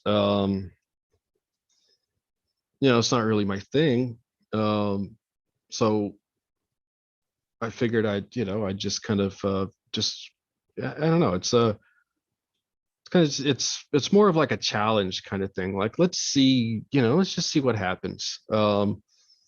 It's a fun little thing to do, and I guess it's not so much about, like, for me at least, my approach isn't really like growing great weed, or growing a lot of weed, or I mean growing great weed. I should say it's not about, like, yeah, I mean, but my that stuff's important, of course, but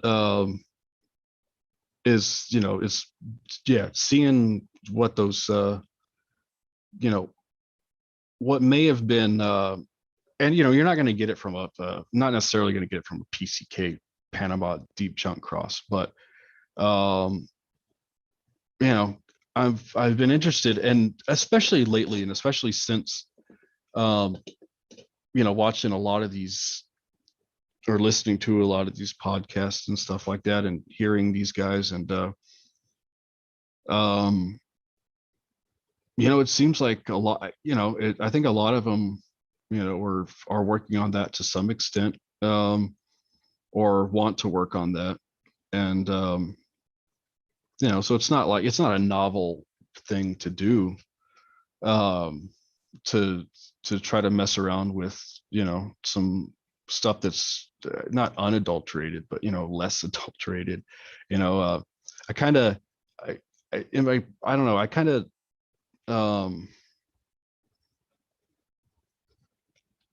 see, it seems a progression, over time. And then this is kind of me, talking out of my ass, because this is just stuff I read, right? And I mean, nowadays, well, I read, you can get you in a fight, because there's so much stuff out there to read, and it could be right, it could be wrong, but you know, uh, I just kind of see it as um, kind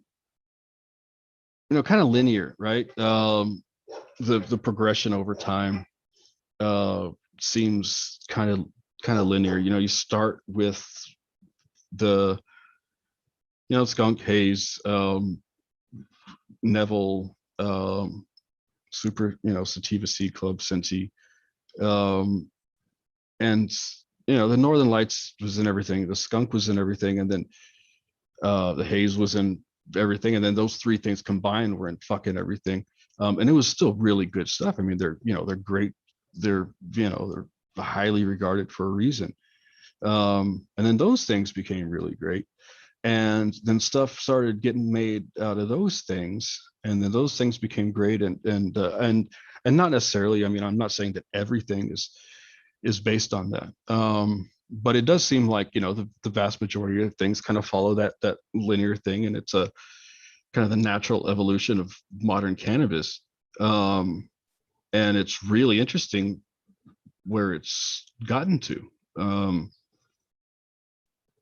it's really cool. It's, but I'd rather, I mean, so what I kind of want to do is, and you can always go back as far as you want, I mean, it takes longer when you start from there, I guess, but you could try to go back to what may have been around in the 70s, and I don't know if you'll find it or if it'll be what you expected. But, I mean, but you can also kind of just start, like, or this is kind of what I want to try to do is start somewhere like 80, 80, I don't know, early. You can start wherever you want, and you can run things concurrently, so you can start with some shit that may have been available in the early 90s, and Well, then, you have a problem. And this is where it's kind of fun because then you say, yeah, but, you can't get the stuff that was in the, say, the mid 90s. Like, if people could get that stuff, then, like, the way it was then they probably would, because it's so high regarded, and it's the basis for what we see today. It's not the same, that kind of stuff, but you can reverse engineer that, I guess. I mean, it's not that easy. I know it's not that easy. Um, but it's, you know, you can, okay, well, what made that so great? What made that stuff? And so, you might end up in like 87 or something like that. I don't know. And then you try to just kind of work with what was there, or something, and at least see what happens. Try a couple things out. And if something turns out great, cool. If not, then try something else out. But at least that way, it's like, uh, I hope this makes sense. It's like, if there's it's like a trail, or like when the people first started settling and doing all that stuff, and they're all in kind of one place. And then people start moving, migrating to another place. A lot of people are gonna just go where everybody goes, and you get a trail, or that becomes a railroad or highway or whatever. But it starts with the trail, and it goes until it goes. And you have things that break off, at different points, and they might not go very far, but it breaks off, and then it kind of stops or whatever. And then along the way, you have civilizations, or little towns that pop up, but it keeps going. um but if you were to, you know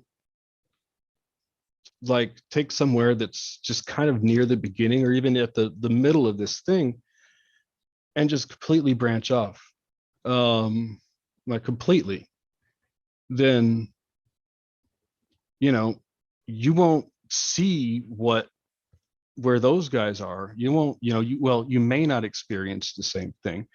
um you may experience something similar, uh but you might see some cool shit. You might, I mean, that's, literally off the beaten path. So that's, yeah, I mean, just recently I've kind of thought about doing that, and I mean, it'll take fucking forever, which I'm cool with. That's going to be fun. you know and if it works, if something, by grace of God or whatever, something happens, then cool. But if not, I just I got to grow a bunch of weed and see what happens. You can't lose. um so yeah, that's kind of where I'm at, with just kind of what I'm doing and what I want to do and stuff. I don't know.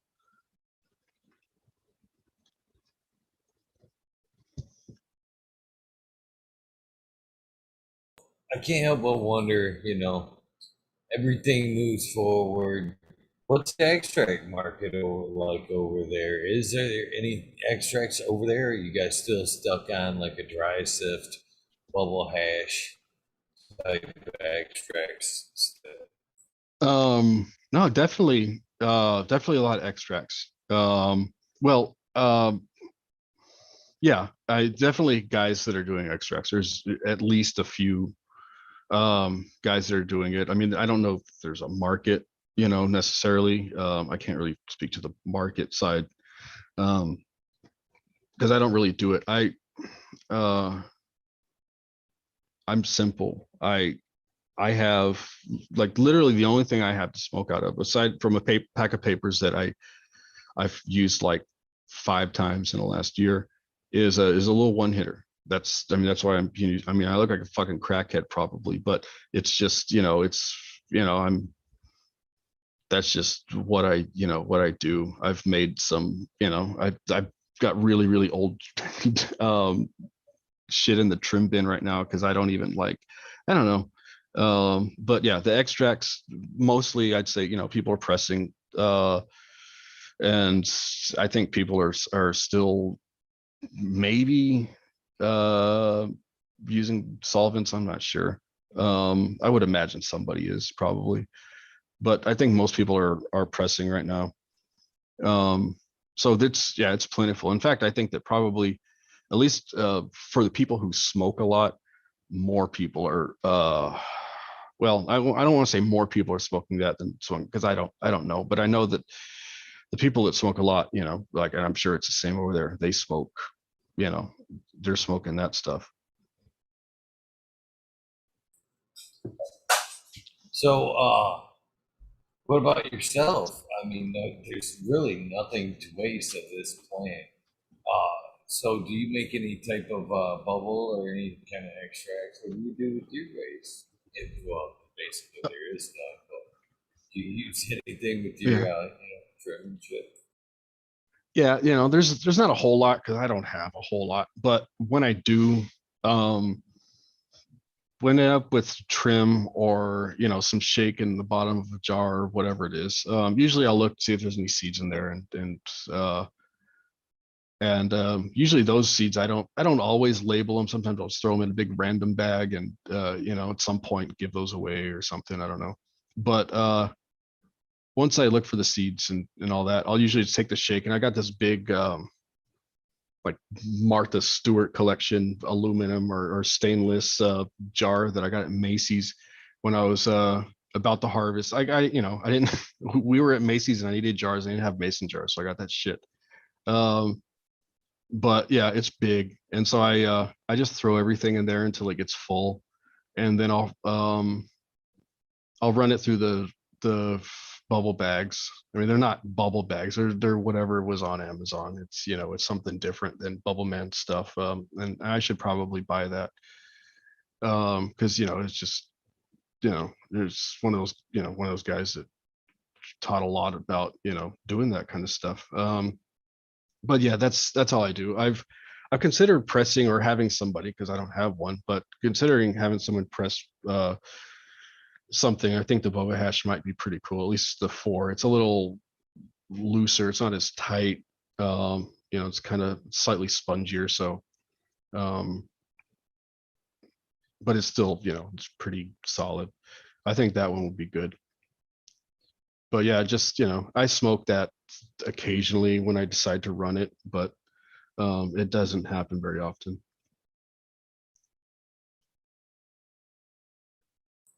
Is it difficult to get grow supplies and such over there? Is it still pretty much mail order? No, actually, it's I'm glad you mentioned that, because I wanted to mention that. No, not at all. It's not difficult at all.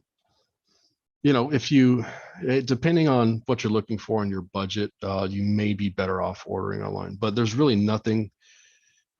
Uh, well, I mean, there's a lot of stuff that isn't here, that most of the time somebody would need to order.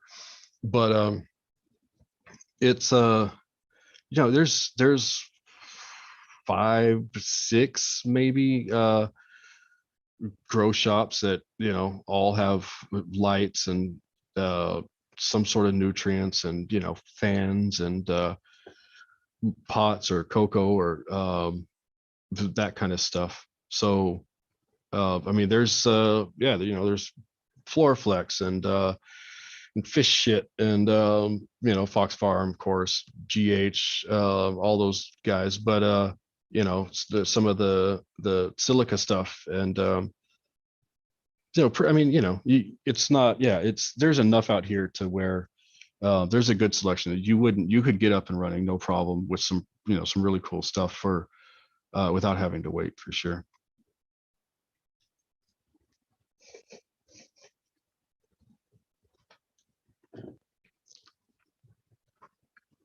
So is it basically a medical market over there? I mean, or is it recreational and medical?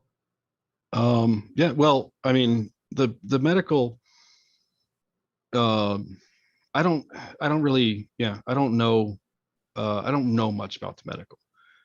um it's, it's it I think it exists now, but it's not like there's nowhere to go buy weed right now. So the recreational market, will start up hopefully in a few months, maybe, or however long it takes. If I had to guess and be optimistic, beginning of next year, after all the processes happen that need to happen. But that's not, I really have no idea. It's a total guess. It'll happen when it happens, I guess. But I'm really interested to see what happens with the market, and just that, the industry in itself. Um, yeah, and just, I'm interested to see it. I have a feeling that, and I don't know if this will happen or not, but it's like, um, those old movies that were in the, say, 70s and 80s, and they were, or prior to that, or TV shows where they show what they have their vision of the future or whatever, and it's always fucked up. Like, it's nothing like what we actually have. um I have a feeling that the the industry might be like that, or at least what I expect it to be. And I really don't know what it's going to be. I just figured it's going to be, people growing and selling weed. But I'm wondering if there's going to be anything that wasn't thought about that ends up happening, and that's in a good way. Like, not like just no foresight and overlooking things, but some things that we never really thought about could happen, that somebody, once it's already up and running, and things are happening and stuff, that somebody from wherever says, hey, this would be a good idea, and then does it, whatever that is. And that's something that I don't think we can really think about now, because the industry has to start happening before people can take whatever's going on there and then make good ideas off of them. But yeah, I think that it might be something like that, which is even more interesting, because it's, you don't know what to expect. I don't expect that it's going to be bad. I think it's going to be really cool. One thing that I should probably also mention that's important is, Guam's main source of income, or our biggest industry, I guess, is tourism. We have an Air Force base, we have a Navy base, we have some little, like, I don't know, like auxiliary bases in certain places throughout the island. They're building a Marine base. So we have those people here. But we have tourists. We don't export anything really. It'd be cool if we did, and not just, not weed, just in general. I mean, it'd be cool to have something like that. But that's our main thing. I mean, there's, give or take, 200,000 people here. And a lot of those are not a lot, but some are military dependents. And so tourism is the main thing. With COVID, that it fucked our shit up bad. Bars weren't opening, and the hotels weren't open. The hotels existed for quarantine. So as we hopefully can move out of that, and I don't know, the timing might be really good. Because if we can get out of that, and just, and everyone just, I mean, tourists are hard, because they're coming from, we get tourists from Japan, from China, from Korea, Hong Kong. So as long as they, that their stuff is good, and our stuff is good, as far as COVID and stuff goes, then I think we'll be okay. And if we get to that point, weed in the industry is going to happen around that same time. And um I think it could be, I mean, I think that's gonna be big, even though those countries are, not lenient on that kind of drug use. But um I think, not me. I don't think, well, I think it too, but as somebody was mentioning that, the medical market though would, or medical tourism would, you know, could work as far as that goes. It's like, you can get something signed by your doctor or whatever, then, come to Guam, we'll hook you up and you can get stoned for a week or whatever the fuck it is. And then, that's that. You go home and hope you feel better. Um, and I mean, I don't mean it like that. I mean, I don't want to take the medical thing lightly. Um, but it could really help. But I think that just it's kind of like it's like doing a international 215 thing, or it could be like that.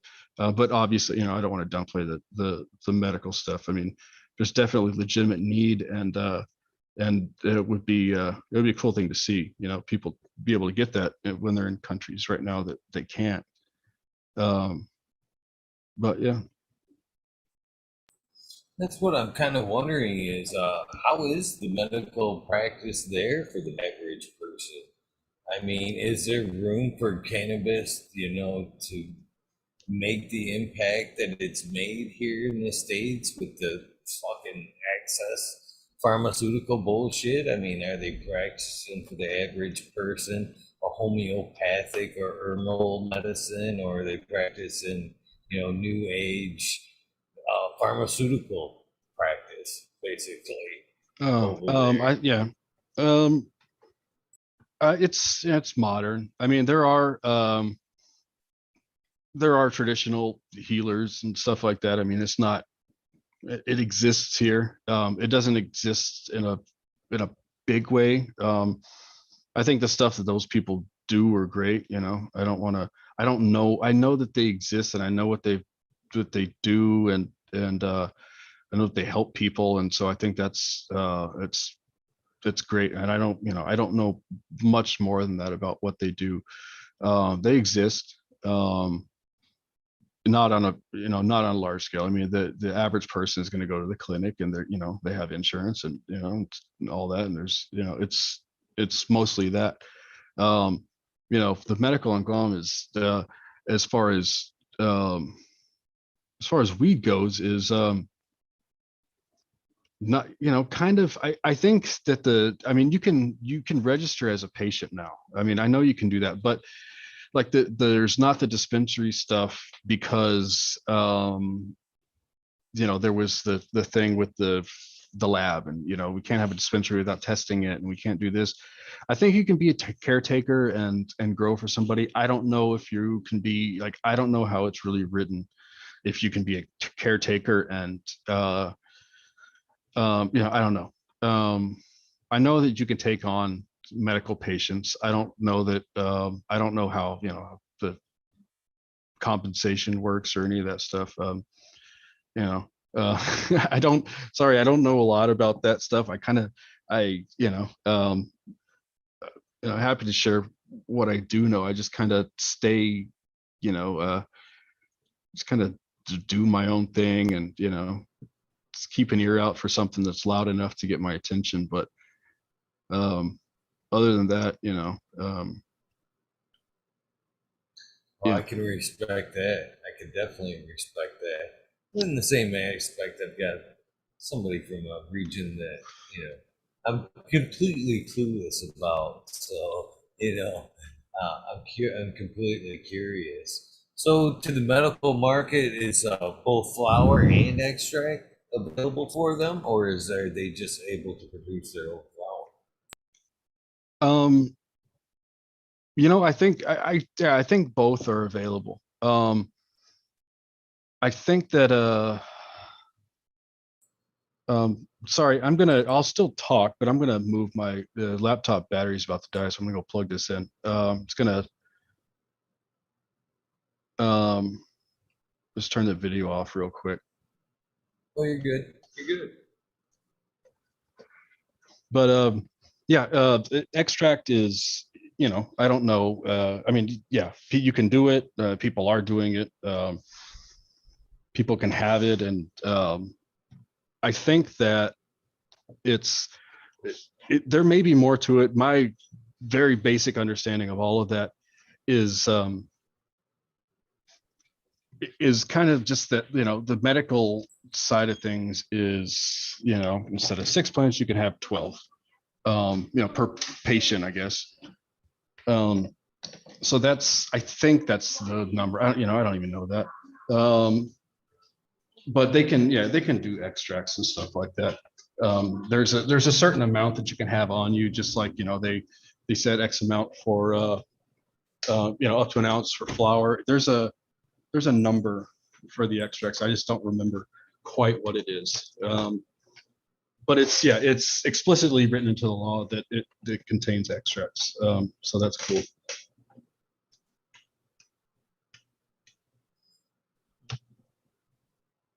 Nice. So, yeah, I'm a big advocate for the medical side here of things. So much though, I knew, I believe they knew how big of an impact cannabis was going to have because it did put the opiates right in check. I mean, it was definitely an epidemic, but I think it had cannabis put them in a situation like, well, fuck, if we don't get this under wraps, this train, this roller coaster is going to come off the rail, right? And cannabis is going to step in here, and there'll be no more pharmaceuticals. So I was glad to see the impact that it's had on the pharmaceutical market, but I still don't think the fight's over there. I think they're trying to push the recreational, kind of like a presto changeover thing with us as far as right versus mental side of things. Yeah, well, yeah, and my mom's from Michigan, and she has some sisters, and that I believe are still in Michigan, and of course, there's other relatives, of course, out there too, because that's where they're from, um, and more than one relative that lives in Michigan has dealt with that stuff. And may still be dealing with that stuff as far as um, the opiates, and other drugs that come along with it, eventually. Um, so yeah, I'm glad to hear that that's helping. Um, Guam, yeah, I mean, people, there's been people that get busted and they have a bunch of pills on them. But mostly it's ice out here. That's kind of where most people are as far as drug abuse, and that's where our problem is. And I don't know if uh, I mean, with any drug, it's different than pharmaceuticals, of course, but that one I think is probably um, a little harder to combat. Um, but definitely, even if it's not a large uh, population that is, that's on the opiates, even if it's a smaller population, we can, if those people can, if it can help those people, then, or even one person, then it's good, right? It won't solve all of our issues as far as that goes, just because of the nature of our issues. I think. I hope it does. That would be, it'd be amazing. But it'll help. It'll help alcoholism. Um, it'll help a lot of stuff, and that's whether people are abusing it or not. If somebody's just given pills, then but they can treat it with weed, then you know more power to them, even if they don't like to take it or only take a couple every week when they need to. I mean, if they're not doing that, then that's a win. It's not as big of a win, but it's still a win. So yeah, I mean, uh with weed, I don't see a way that it's going to be bad.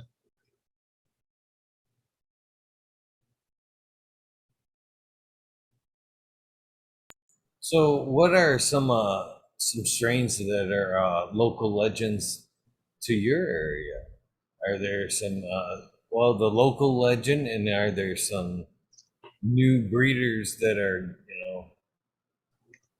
you know geographical to you that are putting out some amazing things right Um, local, local stuff. Um, I don't, I don't know. Cuts, especially, because I don't know. I kind of associate the local legends with, a cuts or an old seed line. Old seed lines, um, not that I know of. I mean, I'm sure people have them, but I'm not sure.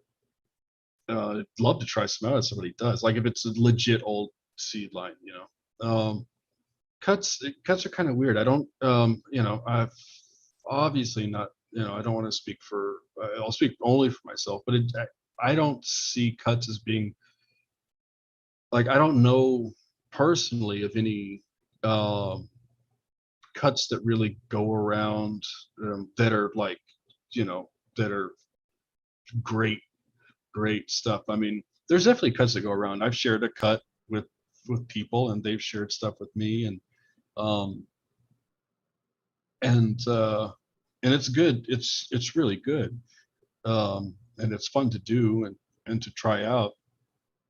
Um, but it's like local legends, um, man, I don't know. The closest thing I can think of to that, uh, and maybe it's, I mean, like I don't know. I started growing weed 2 years ago, like for real, doing it. So I don't know how it was before that. I don't know how it is in the bigger crews and their stuff, or how that works. Everyone's real nice with each other, and the community is good, but I don't know. I know what I know. But the closest thing that I can think of to something like that might be, and this is also just what I've heard, but I guess in I want to say the 90s, um, maybe through the 80s. I'm trying to think based on the age of the people who are telling me this, that the Guam used to get I guess a fair amount of weed from Palau. Palau is geographically southwest of us. If I fucked that up, I'm sorry, but it's something like that. It's and Yeah, so you'd be like, hey, this weed is it's Palauan weed, and I don't know that I've ever had it. So it's, to me, it's really just kind of legend, because I haven't had it, and I was told that it was good, and it's that's I'm sure that there are other people much more qualified uh, to answer that, probably have a better answer. But to my knowledge, that's kind of where we're at. There's not, I mean, and guys have some amazing cuts of shit. They're because they're running um, some stuff that is, that's some modern stuff that it's you're gonna get something really good, that's gonna do all the stuff that you want it to do. And so there's those cuts. I mean, guys are running um, cuts of whatever they got out of um, some really good modern seeds. So basically, what I was kind of hitting into is like a land race type Uh, strain. oh man. Funny, uh, for any of the Guam guys watching, um, you yeah, there's a funny story that I'm not going to get into about Guam land race, but it's to my knowledge, this is sorry that I can't give great answers. To my knowledge, there's not, and that's just kind of because I mean, the land race is one of those things that if you say land race in the right kind of environment around the right kind of people, you'll start a fucking war. Um, but it just depends on the people. So land race is something I try to kind of tread lightly with. Um, but yeah, I don't, not that I know of. I mean, there's local weed that you get or that somebody grew and it hermed and they still you know sold it to somebody or gave it to somebody, and that guy probably popped those seeds, or his kid did or something, and got something, and that just kind of perpetuates. And what I found in a lot of that kind of local you know stuff is that that's what I've seen with it. But um the if there is anything, or anything that's just old enough, that's not necessarily a Guam land race, but could be a land race from the Philippines, which is close to us. We have a very large Filipino population, and or some Thai or Indonesian or something, because that's kind of the way things went. Is, to my knowledge, is from Indonesia, and it's kind of went up, and it was years and years ago. So, and, um, it could be there could be a lot of that, but if we have something like that, yeah, the intersex is going to probably be a problem. Um, there's also Guam is has a we have a very large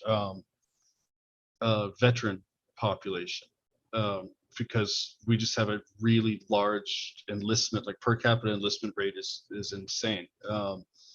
And so a lot of guys may have brought some, just like they did elsewhere, right? They bring some back from Afghanistan or Pakistan or Vietnam or Korea, wherever they happen to be. So there's going to be those two. Those may be land race. They're probably not going to be a Guam land race, but and I guess when I kind of think about some of the areas that those things are found, um, they're in remote parts of larger places. And there's really nowhere on Guam that I can think of that's remote enough to keep something like that around without like babying it, but who knows? There's, for all I know, there's somebody that has been growing their stuff for years and just doesn't, isn't on Instagram because you know they're just not. Um, so it's always possible, and I hope so. I mean, that would be amazing to to see somebody preserve that for so long, regardless of what it is, just to you know to see, it could not get you very high, or but just to know that somebody's done that for so long, and the care that they put into it would be really neat to see, just to see it.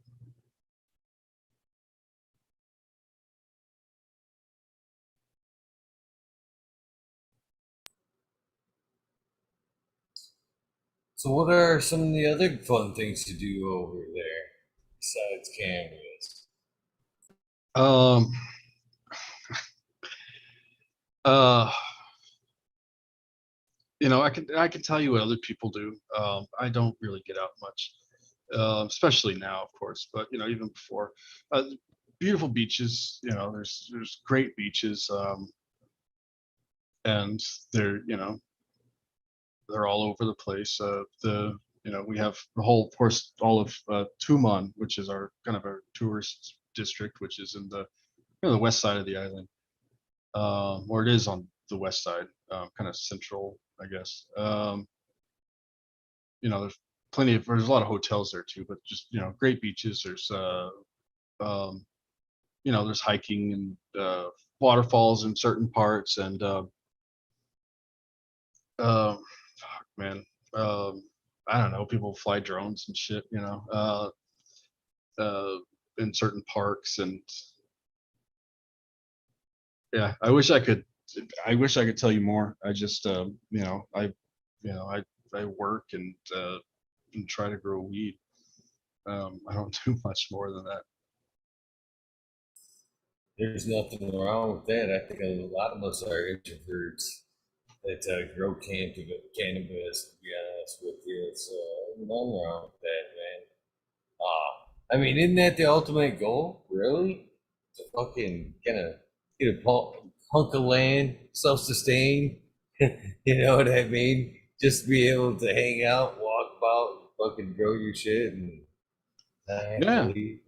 yeah. It's, I mean, I'm really, I'm just, yeah, just having a blast doing this stuff. And I mean, even this, hopefully I don't sound like an asshole when I watch it. I don't know if I'll, if I even will, but just to be able to do this kind of stuff, and it's, I mean, things could always be better, and but this is pretty good. I mean, this is kind of, a place where, like, if it stopped here, if everything just kind of, nothing else happened, and everything just remained the way it is right now, um it's a win. It's kind of like, on the, like, Who Wants to Be a Millionaire or whatever. There's a certain level, 64,000 or whatever the fuck it is, that you get to, and then, like, you're gonna walk away with that. That's what you're gonna get regardless. And that's kind of how I feel about this. It's like, it's just, having a blast, and doing all this stuff. And if this is it, then, like, fucking great. I can totally do this for the rest of my life. um hope I get to, like, it's at that point where it's almost like, when are they going to take this away? Because I'm having so much fun. Like, it's not supposed to be this much fun. When are they going to say, gotcha, just kidding? And but it's like, when you never experience something, and then you experience it. It's weird. It's awesome, but it's like, this isn't supposed to happen. But it did. And so, there's not really much to I try not to complain about much, because it's cool. Well, I'm grateful, very grateful as well. Mr. Aldridge 25 in chat would like to know, have you ever been to the Marble Cave? No, I haven't. I drive by that road at least twice a day. um but no, I'm sorry, I haven't. A lot of people do, and it looks like a great time. um but I haven't personally been to any caves. There's one cave that I've been to, but it's a very small cave, and it's not really a tour, or not tourist, but it's not a cave that people will seek out. Um, so yeah, sorry.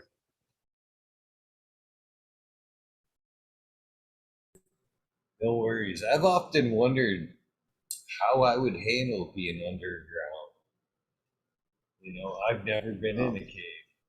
yeah. Oh, I know, yeah. I know I'm not comfortable in big water, man. I get out on a smaller craft and I can't see that land, man. I get a little fucking nervy, man. And I think maybe knowing I was like fucking a couple 100 feet underground, with, you know what I mean? Nowhere to run and shit if need be would maybe fuck with me a little bit too. So I don't know if I'd see myself in a cave. Yeah.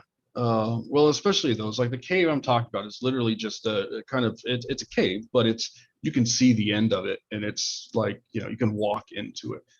Um, but around that same area, there's a cave, that I did not go in, because it is underground, and it's fucking terrifying. And they were explaining it to me, and it's like, okay, but you gotta pick this side, because if you go down that one, there's like fucking nothing down there. So I was like, no, and you got to kind of shimmy through this, the entrance or whatever.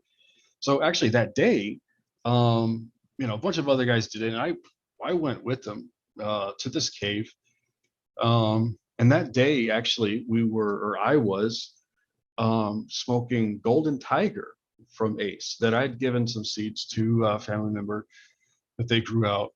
And I think there was an issue that they had. I can't remember what it was. So it was kind of early, but I mean, early. It's a Malawi Thai. It's gonna go 14 plus weeks. So, but yeah, I had that, and I smoked that in the Jeep on the way to the cave spot, and then just kind of wandered around the jungle and with them until we got to the cave. And they're like, "You coming in?" I was like, "Fuck no! I'm just gonna hang out here in the jungle and enjoy stuff." And it was great. I mean, it was a perfect weed for that. It was a great experience. It was the most fun I ever had not being in a cave.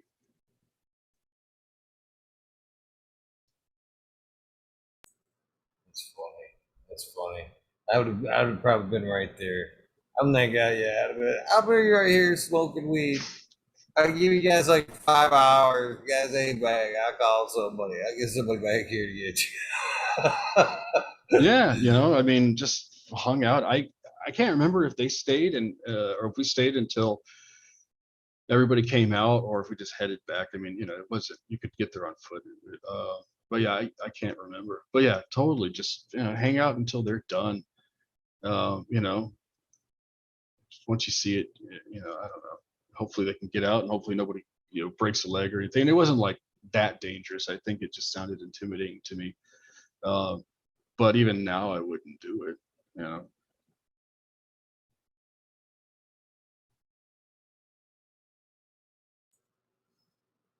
So, do you see yourself ever getting into breeding seriously? I mean, it seems to be somewhat of a pretty serious passion. I don't know. I mean, it's definitely my passion. I don't want to be like, you know, uh, hey guys, I'm a breeder. Here's whatever I bought and I crossed. It's a passion, but I think that, and I give stuff out here and there to people that don't have anything or want to try something or whatever. And some of it's cool, and some of it doesn't work out, but it it's because it was kind of there's going to be some weird stuff in that one, so that's kind of bound to happen. Um, yeah, man. I mean, you know, uh, the thing is, there's nothing more that I would love than to be able to do this like, full time or whatever as a job. I mean, I mean, that's where I would really start thinking, when is this going to end? Um, but at the same time, I guess, I'm trying to manage my expectations, which, is just fancy for, I don't want to get my hopes up.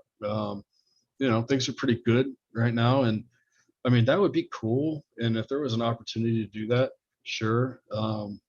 I mean, in the meantime, do what I'm doing, working on or with, the things that I like, that I'm passionate about, um, and see what happens with those. If like, I'd like to get something out, but not like get something out where you got all that, the labels and the shit like that. I'd like to just have something that I can give to someone else that they can give to their, just give something to somebody. Mostly because people are like, "Hey, do you have anything?" And I'm sure that they ask everybody that, "Hey, where can I get your seeds or whatever?" I mean, that's probably uh, really common. I expect that it is. So but I'd like to be able to give something to people just to try. I mean, I wouldn't sell anything, um unless I like unless I thought it was really good. Excuse me. Yeah, if I'm like, I'm a terrible salesman. Like, I would be if I was, and I'm not. I'm just not good. Like, if I don't truly believe in something, I can't make somebody else believe in it, and I can't convince myself either. So if I don't think something is really, really, really, really good, like if I don't think that it's everything that I'm telling you it is, then I won't, I just can't do that, even if other people or somebody's like, dude, this is really good. Well, I don't know.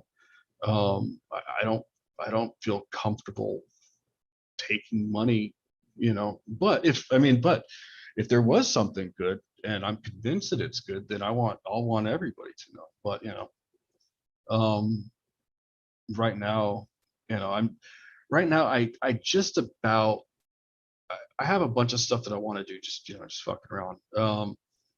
And I think I have everything um, that I need at this point, and it's not a lot of stuff. There's a couple of Afghanis. There's the PCK, a bunch of different sativas. Um, you know, uh, the Cherry West Haze, Cherry Haze, or yeah, I think that's the name of it.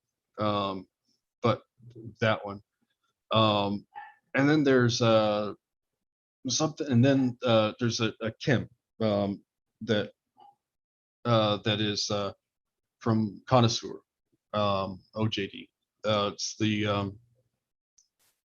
It's not anything with the 91. It's 4 to uh Kim Dog, it's Kim DBX2 that Rez did, and then OJD took that male to the Kim 4. I think that's what happened.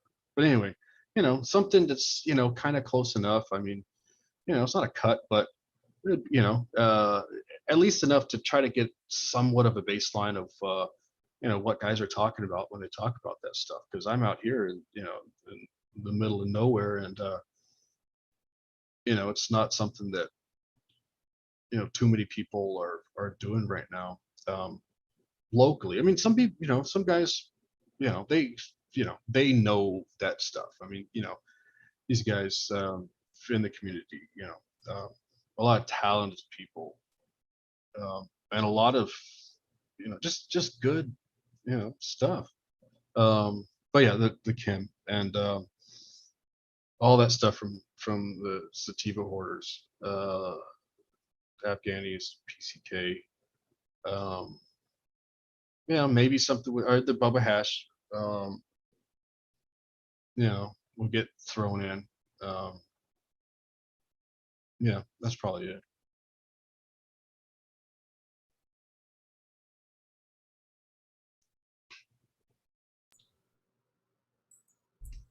One sec, I gotta get my headphones. My earpiece went dead.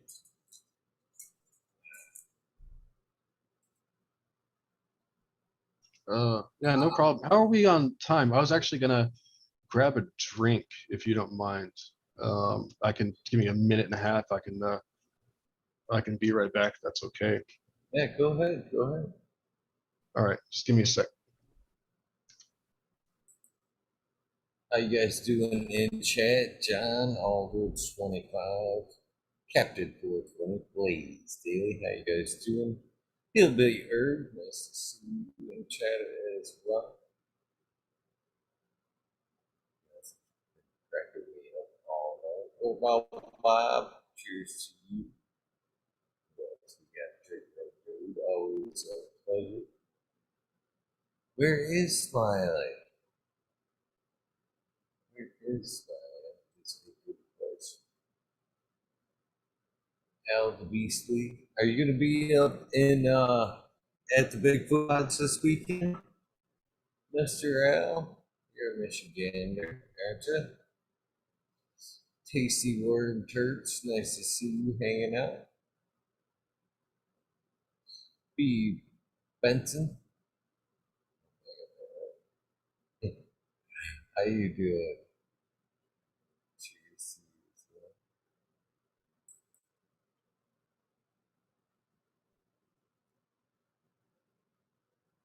Mr. Jack Greenstone. There you go. But still see you still hanging out, man. Missed to see you in chat hanging out, man. Hopefully you've been well. It's good to see you made it back home nice and safe. Why does chat have a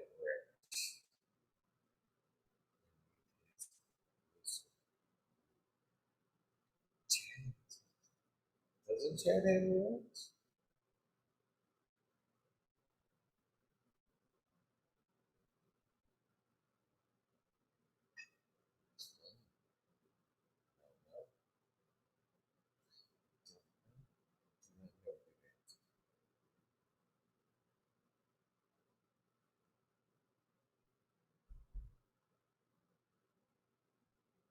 Fall dog, cheers to you. 808 Rudy Prospect, cheers. Nice to see you. There, Johnny Casey, how you doing, my friend?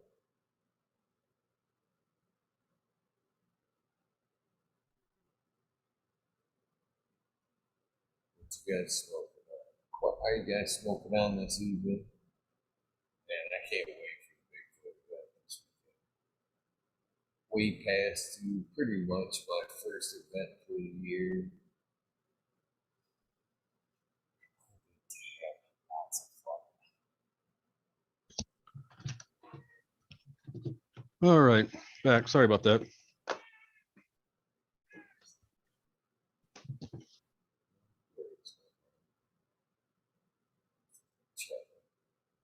Chatting with Chad a little bit. Yeah, I meant to open the chat because I saw that some people did that and that there were questions and stuff, and then it's totally uh skipped my mind. So I hope if anybody's asking questions, I apologize. I didn't even see it. It can be distracting for some people to do both, especially on their first like show type experience. Uh, it can throw some folks off. It's hard to do to watch both. Actually, it can be very confusing.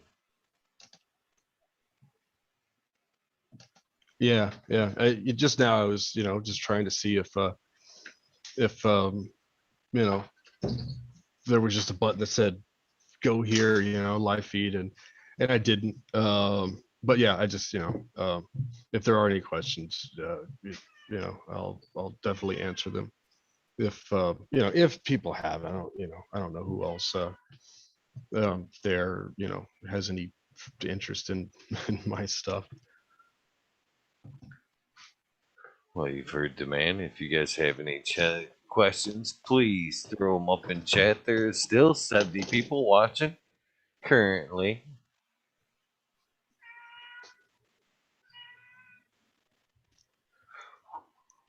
That's funny. I was thinking the first question that came up, I was thinking, what's the cat's name? And Jack says, what kind of Mm. cat?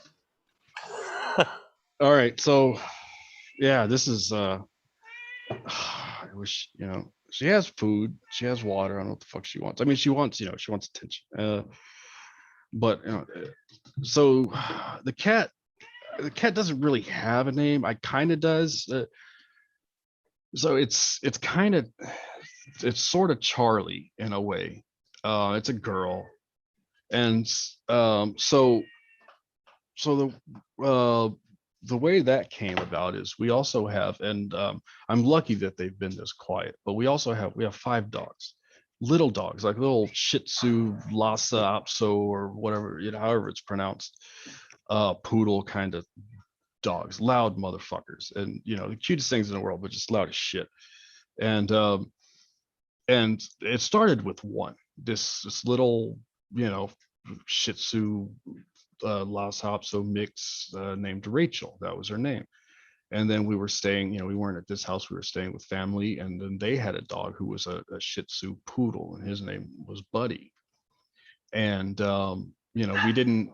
She was still young, and shit happened or whatever, and we didn't get her fixed in time. And he wouldn't leave her alone when she was in heat, and so she got knocked up, and we got these 2 kittens.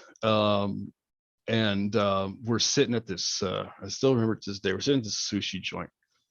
Just me and the wife, And we're like, what should we name those dogs? Like, we have to name them something. We just can't fucking call them hey or dog or whatever. So we were like, you know what? Um, we'll name them after the Friends cast. We already have Rachel, right? So the first two were both girls, and how dogs don't always really show what color they're going to be when they're younger. It's kind of more neutral, and then they grow out into it, and then you see. So at the time they were both kind of just brown. One was darker than the other one, but not by much. So for whatever reason, and I we ended up calling the bigger one Monica, and they're both girls, and then we called the smaller one Phoebe. And that's their names. But now that they're grown up, fucking Monica is like just white, like not Snow White, but pretty fucking close. And so but that's Monica, and then Phoebe, and then it's like not long after that, it just shit happened again. They're fixed now, don't worry, guys. But it happened again. She got knocked up. We tried to keep him away. He got to her. Not gonna. By the time we found out, we're not doing anything. We're gonna let her have him, of course. And so that's going on. But we're also like, we're buying a house at the same time. So we're like, yeah, we'll have room. It's still 5 dogs, but fuck it, we'll have room. So she had those two. And they're not too much younger than the first two, but that was one girl, one boy. So we named the boy Joey. And he's a classic Joey. Um, he might not be all there completely. He may have some developmental disability. um but he's just the sweetest thing. And then Janice is the other one, and we went with Janice because there's no more, there's no more girls, so we have to go with Joey's ex-girlfriend, the loud, well, you can hear him now. um the loud girlfriend, because there were no more girls, right? So, and then we called this one Charlie, uh because I think that Ross had a girlfriend one time named Charlie. And there's just so many so many girls, and we ran out of I mean, there's Ursula or something like that, of course. But we didn't go there. I don't know if Ursula is really uh conducive to a good dog name. um so yeah, this cat, she started coming around. She'd eat, she'd take off. She got knocked up. She had the kittens here, and felt bad. And we tried to do what we can to keep her under control, and to keep the kitten safe and all that. And we have. And then one day she took them off. Like, she just split with them, which cats do, right? They'll take their little ones off and go wherever. So they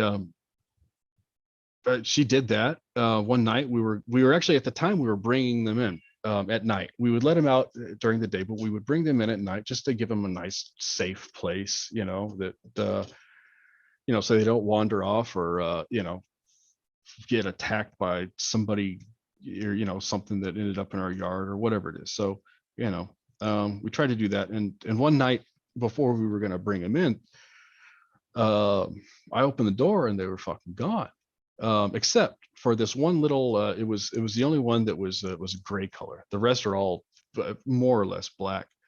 So was that a tabby or something like that? Is that what that is? I can't remember.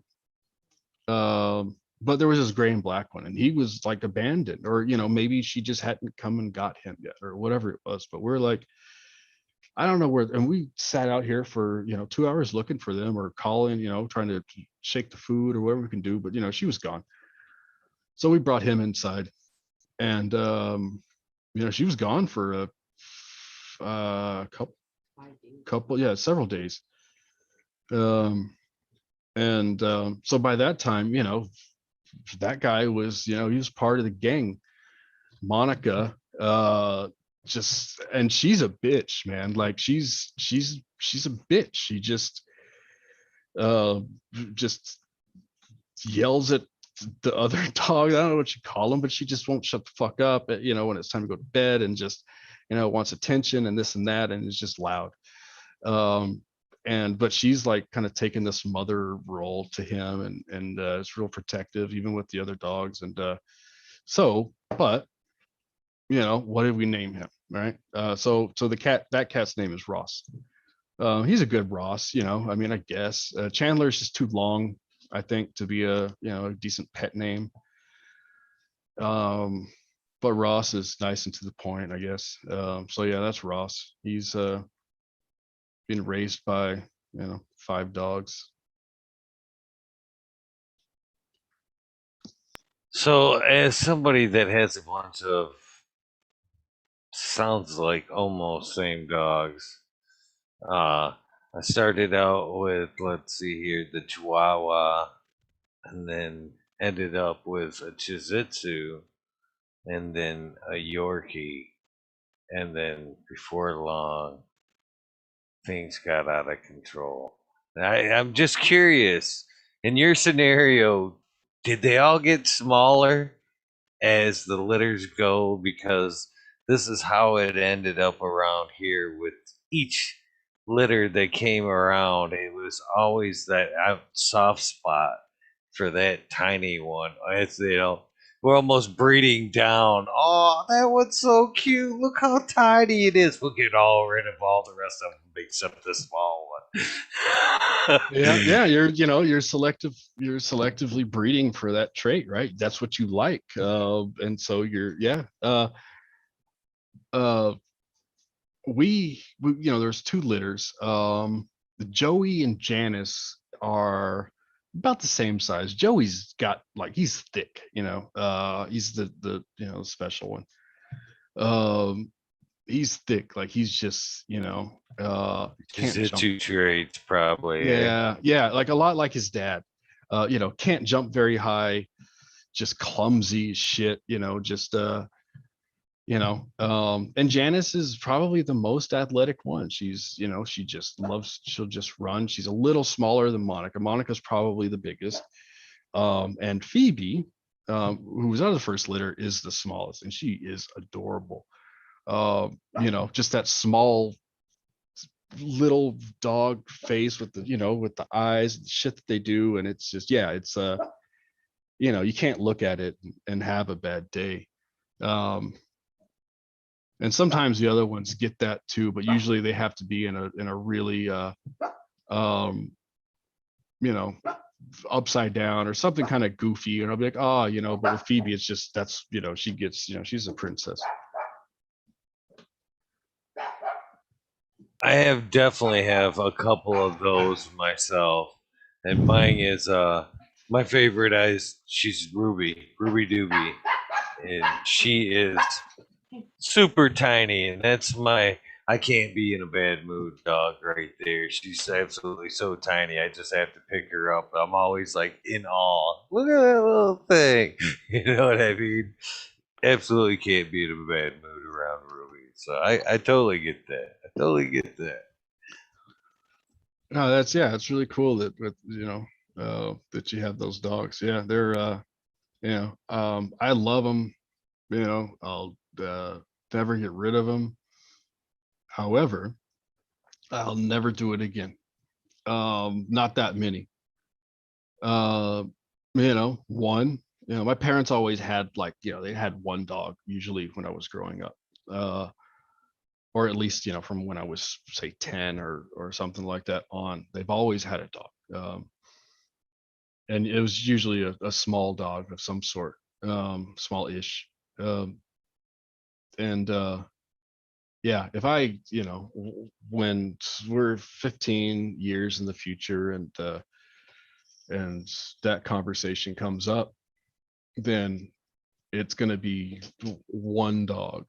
Well, I don't know, maybe two, just to give them somebody to play with. But two is the max. Yeah, they just, they take up a lot of time. Oh, I can totally feel your pain there. totally feel your pain because there's actually seven here. And at some point, you go, okay, this is completely fucking insane. All these dogs. But then again, you start thinking about it and you go, well, fuck, I've kind of created this problem now. What do I do? You know, these are all, I love them Yeah, all. right. How do you start making the cuts going, you gotta go, no, you get, they fucking your kids basically at that point. And Yeah, it's, yeah, you're just, yeah, I'm right there with you. I love them all to death, but would I do it all again? No. yeah, No, I, yeah. Yeah. You just, yeah, you can't get rid of them. I mean, the only thing you can do is wait it out. You know, and it sucks. It's kind of morbid in a way, I guess. But it's reality. You're gonna. It doesn't mean that you hope they'll die, and then you have one less problem. But it'll happen at some point, and you're just this is going to be my life for the next however many years. I'm going to take care of these dogs. That's what I'm going to do, right? You just gotta kind of wait it out, and then that's something that whether it's with the dogs or weed or whatever, that I'm cool with. Just okay, this is what we're going to do for now, and when this isn't the situation anymore, then we'll deal with that then, right?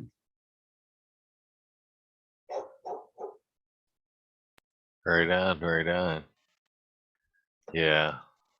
It's been a crazy adventure with my dogs, but and I love them. They're great, but ugh, they are a lot of work. They're a lot of work. Oh yeah, yeah. um and it's I mean, at the end of the day, it's rewarding, I guess. Especially if you see a stray or something like that on the road, or God forbid, something that got hit. It's heartbreaking, and then you go home and see all your dogs, take care of them, and then 10 minutes later they won't shut the fuck up and you're yelling at them or whatever. But yeah, there's they're great. We had one come back. We she got away. Oh, she got away. She got lost. Basically, she got out. She got lost. We live out in the country, and we let most of them run free. You know what I mean? There's no need to chain them up or no shit like that. And I didn't move all the way out here to pen up my dogs. You know what I mean? And little Daisy, her name, let them out, and she didn't come back. And we looked, and it was winter. It was the dead of winter, and it was we went through some bad storms shortly after she disappeared. So super cold temperatures, and we kind of like immediately within the next few days kind of had to start thinking there's a chance that weather conditions being out though, she might not make it. Even though we did post up, when we didn't stop looking. It's not like we stopped looking or anything. Posted up on Facebook and Instagram that we had lost her, and a couple weeks had went by, nothing, nothing. And then week 3, we see a post, and they had seen our post, and that dog showed up 18 miles away and was found in the woods by a hunter and brought up to the house. They assumed that she was theirs, and they took her in, and they had seen the post on Facebook and got it in a hold of us and brought her back. But it was crazy that she had made. I'm telling you, I mean, we're in thick, thick woods here in northern Michigan.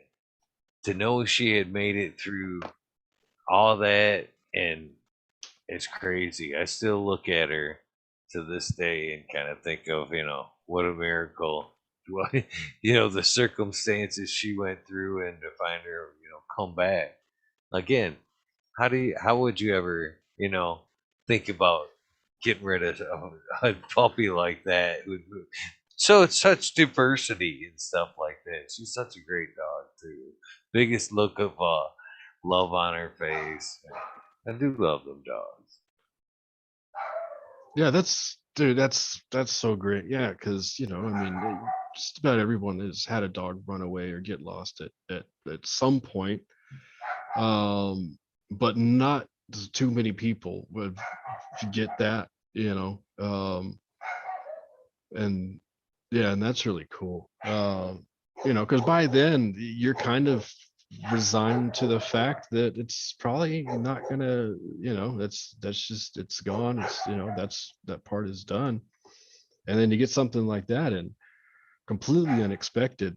Um, that's really cool. I think there's an old video, I think, of on YouTube of the kid just crying his fucking eyes out when he gets reunited with his puppy, and that's always a good one because I think it was missing for a significant amount of time.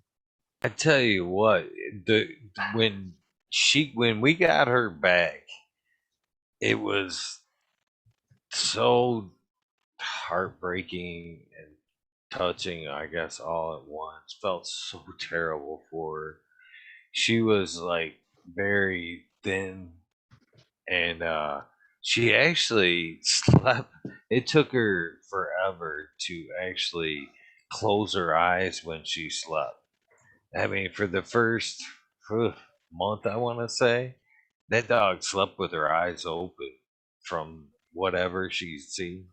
To this day, it again, she must have seen some shit, man. She's got this little, it's like a little pony almost, if you will, but in size to her, it's like really small, and she's really protective of this toy. I mean, out of the blue, like she'll walk around with it and cry, and she'll try to like hide it, like like she's trying to keep it safe or something. And then we always associate it with, because she started doing it soon after she came back with like a little friend that she may have countered or may have even helped her out, through the time she was gone. But So go that ahead. toy, that you're saying that toy was was something that she had like when she came back to you? No, no, no. Oh, It's something when that was here in the house, but when she seen it, she took to it and has oh, okay. always guarded that toy like she's like, I don't know, like it's weird. Like she immediately took to it. Like, you know, Yeah, that was, but still she'll cry, she'll lay it down, she'll cry and she'll cry and then she'll try to like hide it. And it's weird. It's like, we all, every time we watch her do it, we assumed like maybe it was like she's remembering a friend or something through that time because she's done it ever since she came back. And it's really traumatic for her when she does it. It's weird.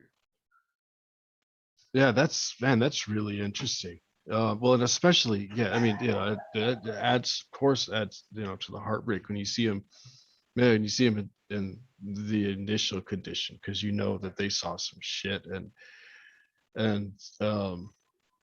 if your dog runs away or gets lost and it doesn't ever come back, you kind of assume the worst, or and you put it behind you eventually. It's usually tough. um, but you also don't really, it doesn't come to mind to think about the stuff that one is going through, or it's heart wrenching to do that, but so you don't do it. But when it comes back, I mean, it has artifacts of where it's been and the stuff that it went through. And, it's kind of, I guess, bittersweet, right? Because on one hand, it's back and it's here, and you never thought that would happen. And then on the other hand, you see the scars and everything it had to go through. And so yeah, that's I mean, Oh, overall, it's the 2 weeks plus that she was gone and wandering through the Huron National Forest here in Michigan, which is really thick. I mean, from where we are to where she found, we're talking nothing but thick fucking woods, thick woods. And in that time, we went through minus temperatures. There was 2 instances where we got 12 plus inches of snow in them 2 weeks. I mean, if you're the mere fact that she turned back up was a miracle. It was such disbelief even when we got the call. You know what I mean? It was like, no way, she survived. All that time outdoors. It was crazy. It was crazy. It was nothing short of a miracle. yeah, no, I mean, yeah, the odds of that happening are, I'm sure I have no idea what they are, but they're, I mean, it's it's highly unlikely for sure. And what's kind of ironic about this is she was one of the puppies we had a litter, and we were honestly looking for a home for.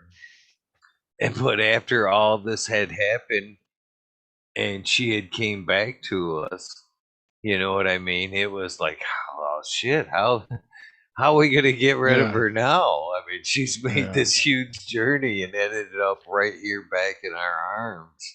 This is obviously her home, you know, and no regrets. So she is an amazing dog. Makes me want to go get awesome. her a chore.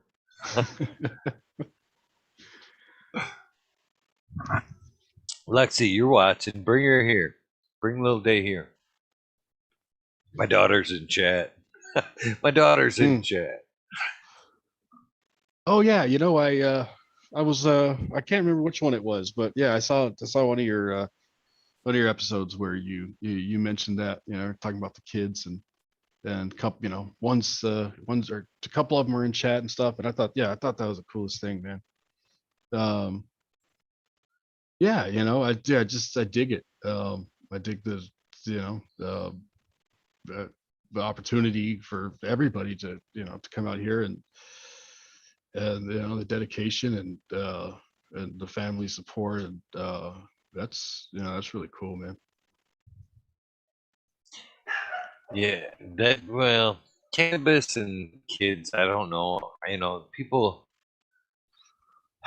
People have their different opinions, I guess, about that. But I mean, it's 2021. You know what I mean? Things are a lot different from when we grew up, and even as they were growing up, I always kind of thought, because I don't drink. I gave that up with my first child. That was 26 years ago. 26 years ago. So as they were growing up, I always thought, man, especially being girls, I was like afraid of, you know, just the bar scene being taken advantage of. So I always hoped that they would lean towards cannabis. I wasn't opting for it. It was never, offered in any kind of way. But I had secretly hoped, if when they become of age, if they were proposed the choice of, alcohol or cannabis, I was really hoping cannabis. And then, as they grew older, legalities have changed, and they're old enough to legally smoke. And so smoking with them was a nice turn into knowing them on a deeper level. You know what I mean?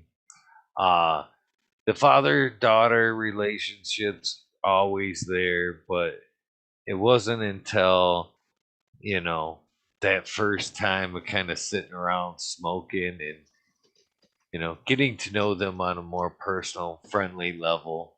You know what I mean? Kind Yeah. of a Yeah. rate taking down that father daughter barrier a little bit has been awesome. You know what I mean? I don't know regrets. I really enjoy smoking with my two daughters. Uh, yeah, no doubts. I Yeah. enjoy. It's kind of added a little bit. They, like I said, they are older. Christmas is a little bit funner. Thanksgiving, Right. Yeah. Yeah. You don't have to go for a walk anymore. Um, yeah, I bet. Um, yeah, it's a special, especially with children, not children. That sounds bad. With your kids, but your kids, when they're of age, of course, to do that or to, I look forward to, smoking with my dad. We'll see my parents this December for Christmas. We're gonna go out there and I'll probably smoke with my dad. He just retired. He's loving life. I'm sure, something will happen. Um and Yeah, I mean, and just smoking, especially the first time with anybody, um, it's got that. Especially if you've known the person for, if you just meet the guy and you smoke, yeah, there is a bond, even then. But especially if you've known a person for a long time and you've never smoked together, you may have drank and partied and stuff, but you never smoked. Um, and then you do, and especially when everybody gets really high, and then you just kind of look at each other and it's not a word is spoken, but the eyes, the grin, the facial expressions, the energy is just such a, like, yeah, this is a cool moment. And then that's kind of shit that you remember. It's like, I remember the first time I spoke with that guy, you know I can tell you the first time that I smoked with the people that I'm close to, or that I was close to, just about all of those. And there wasn't a whole lot. I don't really get around too much, but yeah, you can, it's a special thing, and it's just compounded. Um, and it's how special it is by when it's a family member like that.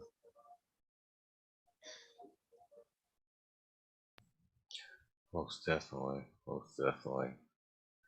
Uh, yeah, I wouldn't change it for the world. Actually, I've said this, too. Again, I wouldn't force it, but would I like to see, you know, my kids kind of legacy grower type thing? I think that would be pretty cool. Yeah, absolutely. Yes, for sure. I think that's oh man. Oh, that was the one that was in the thing. God damn. Yeah, this is little Daisy right there. Look at that little Just, cute yeah, little. and yeah. Uh, Oh man. Yeah, just totally adorable, man. Beautiful name for that dog. It's a yeah. Look at that face. Can't you just Yeah. see the love in those eyes? I mean, come on. Yeah. Little I Day Day. just Look at yeah, the camera. just There she is. yeah, I Yeah. love, the just that, the snout that they have, when it's like that, and just, the right look. And yeah, that's adorable, man. Yeah, she's a good dog. So, yeah, this is the one that went through all that adventure. And yeah, Oh she man. slept. I'm telling you. She slept with her eyes open for weeks. Weeks after that. It's just terrified after all that. Oh Yeah. man. Shit, what a miracle. There you go, Lexi. Yeah, totally with you on the, the the legacy, second generation thing for sure. I think that, the guys that are already like that are just, there's just not, I can't think any more of them. Um, you know, those, and that's kind of, since I've been learning, and just kind of finding out stuff that I didn't know, and hearing everybody's stories. Um, like, you hear that, and you hear that a lot from, from different backgrounds. But I just think that's incredible. To keep something going like that, pass it down to just being that's what you've done all your life. That's not what I've done all my life. It's what I've wanted to do for a long time, but that's, it's those are, polar opposites. So yeah, those people that are carrying something on, or have just done it forever and that's all they know. uh I you know I can't respect them anymore. Especially, I'm just, I'm on, I'm talking with you, and you've talked with just some really impressive people, a lot of really impressive people. So, and that's kind of, I guess, you know, I, I guess that's kind of another reason that I wanted to take the approach that I take. And it's not even so much, an approach per se, it's just, doing whatever. But, I want to, however I can, through whatever I do, I want to try to show as much respect to everybody who was doing it before. And that could be a week before, or that could be 40 years before, or whatever it is. But, I mean, you see, it's, it pops up all the time, new people. And I mean, this is a really special time right now. And so I didn't want to be that guy that just, oh, it's legal here, I'm gonna do whatever, and not really, I mean, uh to contribute, or I don't know, I mean, because, what am I contributing now? But at least, kind of just try to respect everything about the craft, at least in terms of the genetics, because that's, I I hope it's not disrespectful, like, uh, growing wise, to just kind of half-ass it and stuff like that. I mean, the reason I'm just not is because I don't have the time to dedicate to getting it as right as I think it should be. But, I mean, just, you can't just be, another one of those, or I can't, I mean, not you or anyone else, I can't just be another person that's doing this, that doesn't have the background or the pedigree, or the experience, or has felt the hardships, and the sacrifice, and the loss, or whatever, uh, that everyone else has, right? I mean, I can imagine that's, people probably don't like the people coming in and doing stuff, and I accept that, I respect that. So yeah, I mean, but I wanted to do this, and I'm not starting a seed company or anything like that, but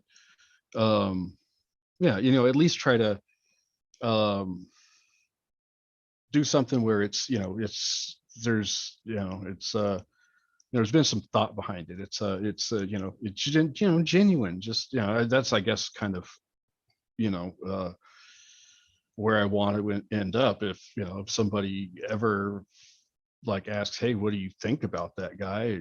Just be like, he's passionate and he's genuine. Um, it isn't he good? I don't know. He's not bad,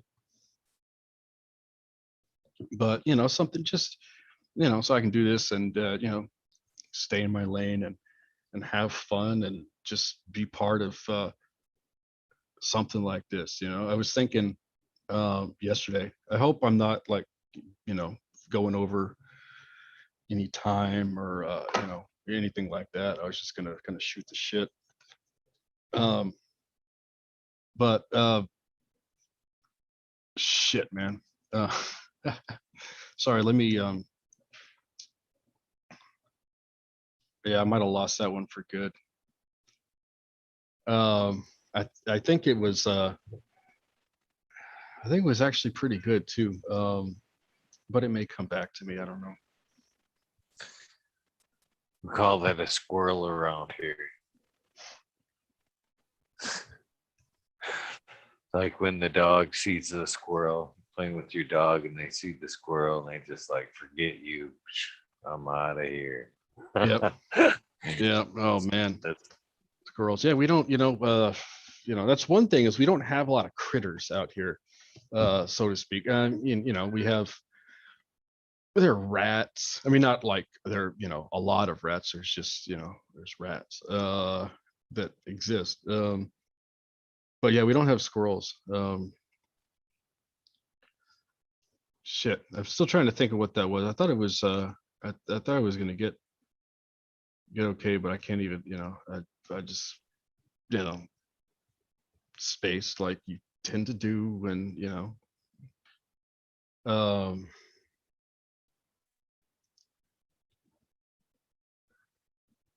That's gonna bother me. But I don't want to sit here just staring into space for an hour to figure it out. So, um,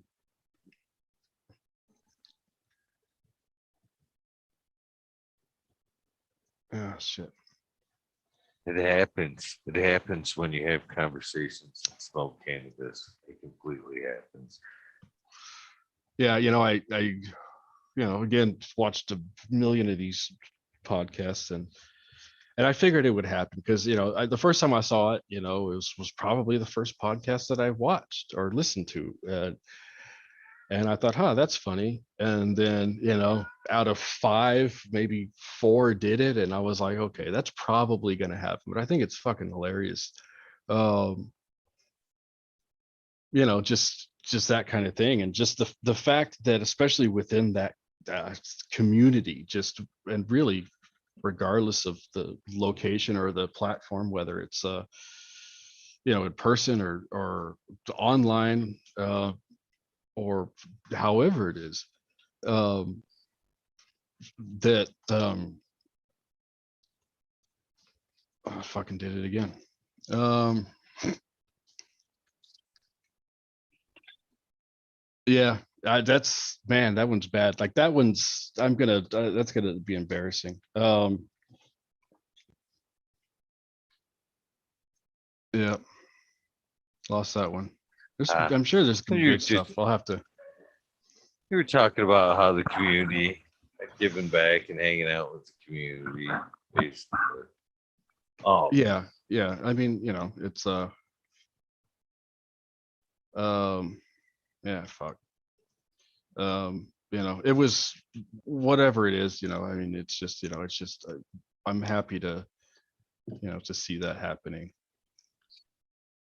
oh, my friend. Usually there isn't a time limit on the show, but I do have to use the restroom. My eyeballs are floating.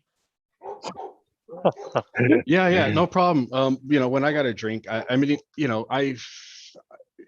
there's there's some things that I would mind talking about, but I mean, if it's, if we're getting late or whatever, I mean, but then again, I don't want to fucking space either. And so, but yeah, go piss, dude. I can chill. Um, well, we could do this as well. How much have we looked into the show? Um, you know, I'd have to look. I mean, 10 or 15 uh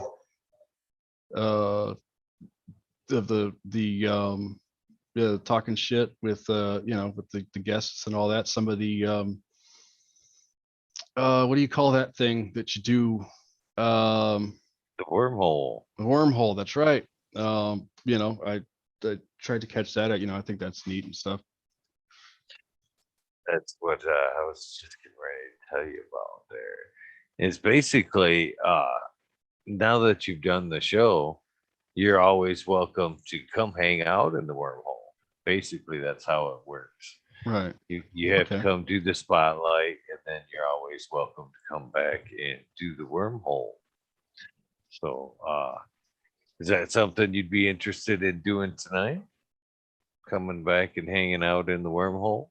I'd have to look at I've thought about that, and I'm sure that I'll find time to do it. This normally this exact time I would just be working, at least during the week. So but it may be possible. I don't know if you do it Friday night or if you have like a guest. I would imagine Friday night might be a good night for a guest. But yeah, I mean, if I have the time and for whatever reason, the afternoon off here, then absolutely, yeah, I'd love to. Well, basically, how they work is so the show usually goes from 11:30 to 4:20 is the time slot.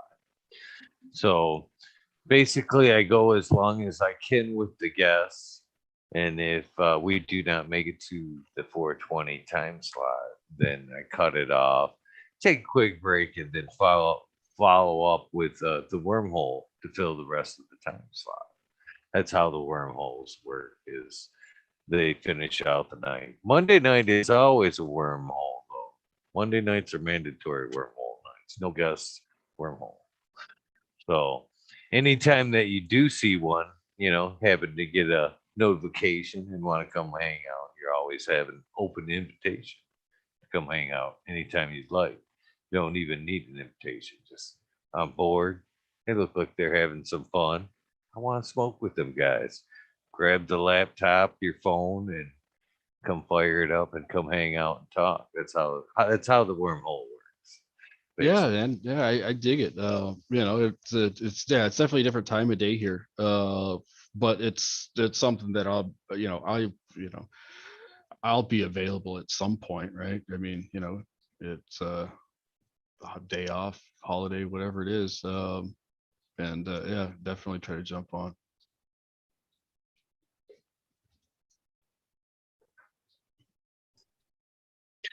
So But would you?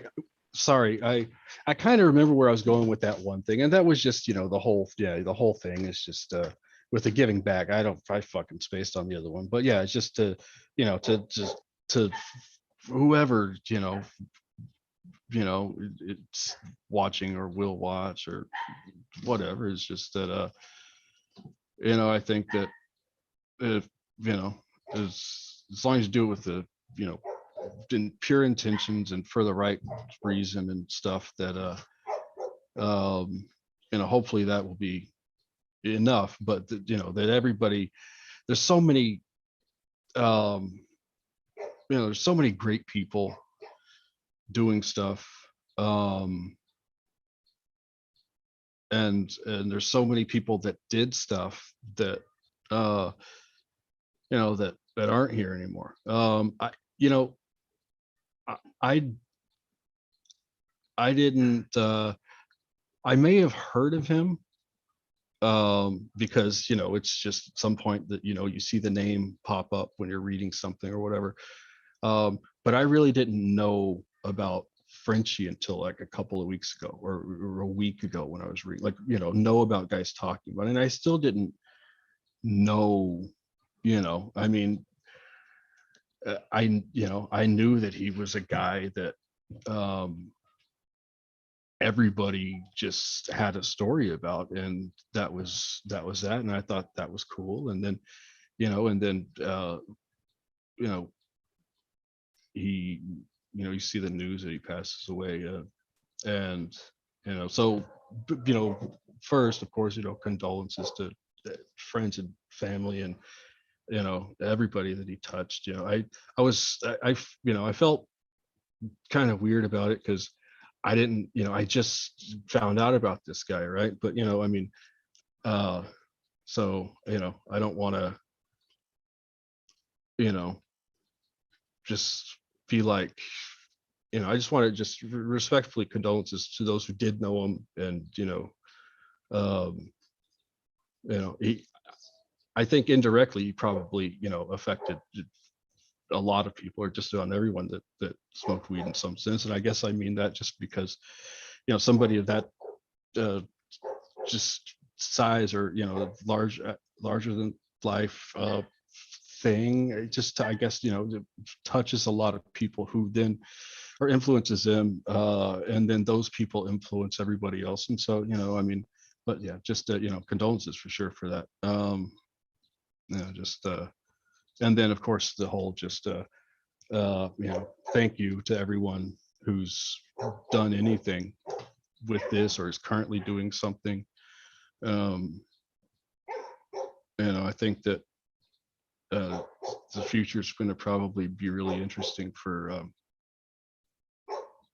a lot of people. I mean, if we were coming out of prohibition, this would be what, you know 40, or 45 or something like that. I mean, it's, if you look at where it was then and where it is now, as far as, at least with alcohol consumption, I mean, it's night and day. So it'll be interesting to see where cannabis goes, as and where it grows and evolves and all that.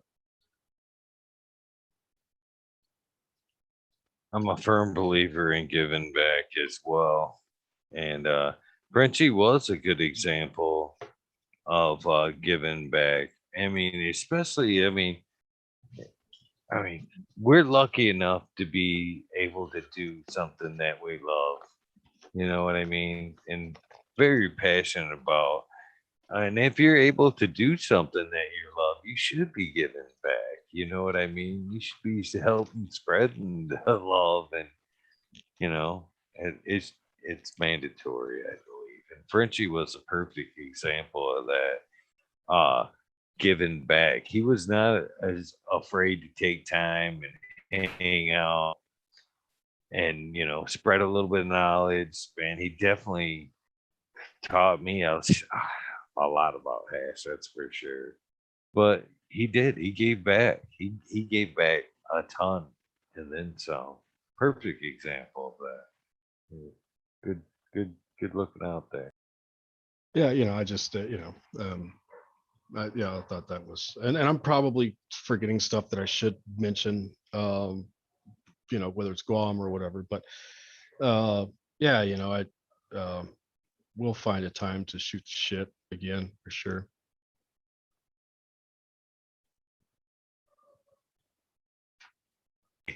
I would greatly appreciate that, and I greatly appreciate your time, man. This has been an excellent conversation, and I greatly appreciate it, man. This is for sure. Cool, man. Yeah, thank you very much for reaching out, being interested in the, whatever I'm doing. um and and also for just doing this in general, whether I'm on here or not. Just getting these guys on here, and getting that information and their stories out here is it's just so much. It's such a rich history, and I love every second of it. I could listen to it forever. And so yeah, thanks to you and everybody else who does that. It's really important. I greatly appreciate that. One thing before you go, I do it during these things is the sound bite. Basically, it's like the old school radio station identification there with the artist. basically, in my words, my version, it would be like, hey, this is Eagle, and I'm on fucking Talking Shit with Eagle, episode 442. Check it out. I mean, you could add, as long as you got that much to it, you could do whatever you want with it. You know what I mean? Make it your own. Basically, it will be a commercial for your episode at some point, and I will be hitting record. Ah, anytime you're ready, my friend. Sure. Uh, this is Bahaki Labs, and I'm fucking talking shit with Eagle. Episode 442. I'm sorry if I messed that up. Um, Oh no, we can take two. Take uh, two. okay. Was it is it episode 442? I'm sorry. I Yeah, don't yeah. It is? Okay. So me and then fucking talking shit with Eagle. Was there anything after that? Just the episode. You can Episode? add. You can add. Check up me out on Instagram. You can whatever Oh, after I that. just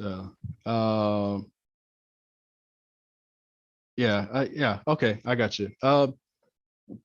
This is Bahaki Labs, and I'm fucking talking shit with Eagle, episode 442, and I'm having a blast. Perfect. Perfect. Thank you, my friend. And thank you for taking time to do this and tell me about your grow across the world there. I greatly appreciate it. And please do not be a stranger. I've enjoyed this conversation. You look like you fit amazingly in this community hanging out. So, get bored, you hanging out in the garden. Sometimes everybody needs a break. Come hang out, man. I know I would appreciate it. We're always looking for some new insight, new angle to a conversation. So please take me up on that open invitation, my friend. Yeah, definitely. And of course, I'll know ahead of time if I have that time available. And if so, I'll let you know for sure.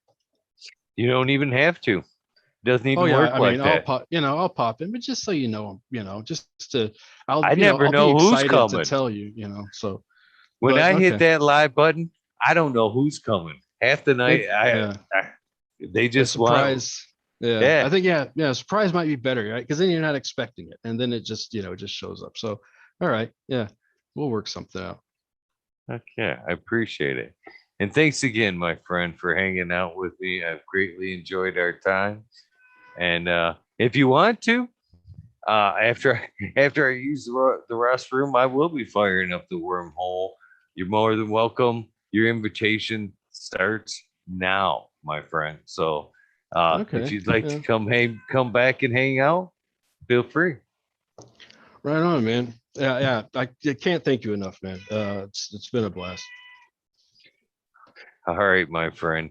Thanks again for coming. I'm going to wrap this up before I Yep. bust the guts. Yeah, sorry, man. Go take care of it. Again, I'm sorry for cutting this short, but again, you're welcome to come right back. Sure. Yeah. No worries, man. It's all good. All right. Thanks again. All Well, right. Thank you. guys, thank you guys for tuning in to episode 442. It has been a great episode. And as you've heard, please use the restroom, fill your tray, get something to drink, and come on back for the wormhole. Thank you guys for tuning in. Remember, random acts of kindness do save lives. Take time to help somebody. We are out of here. Thanks again, my friend, for hanging out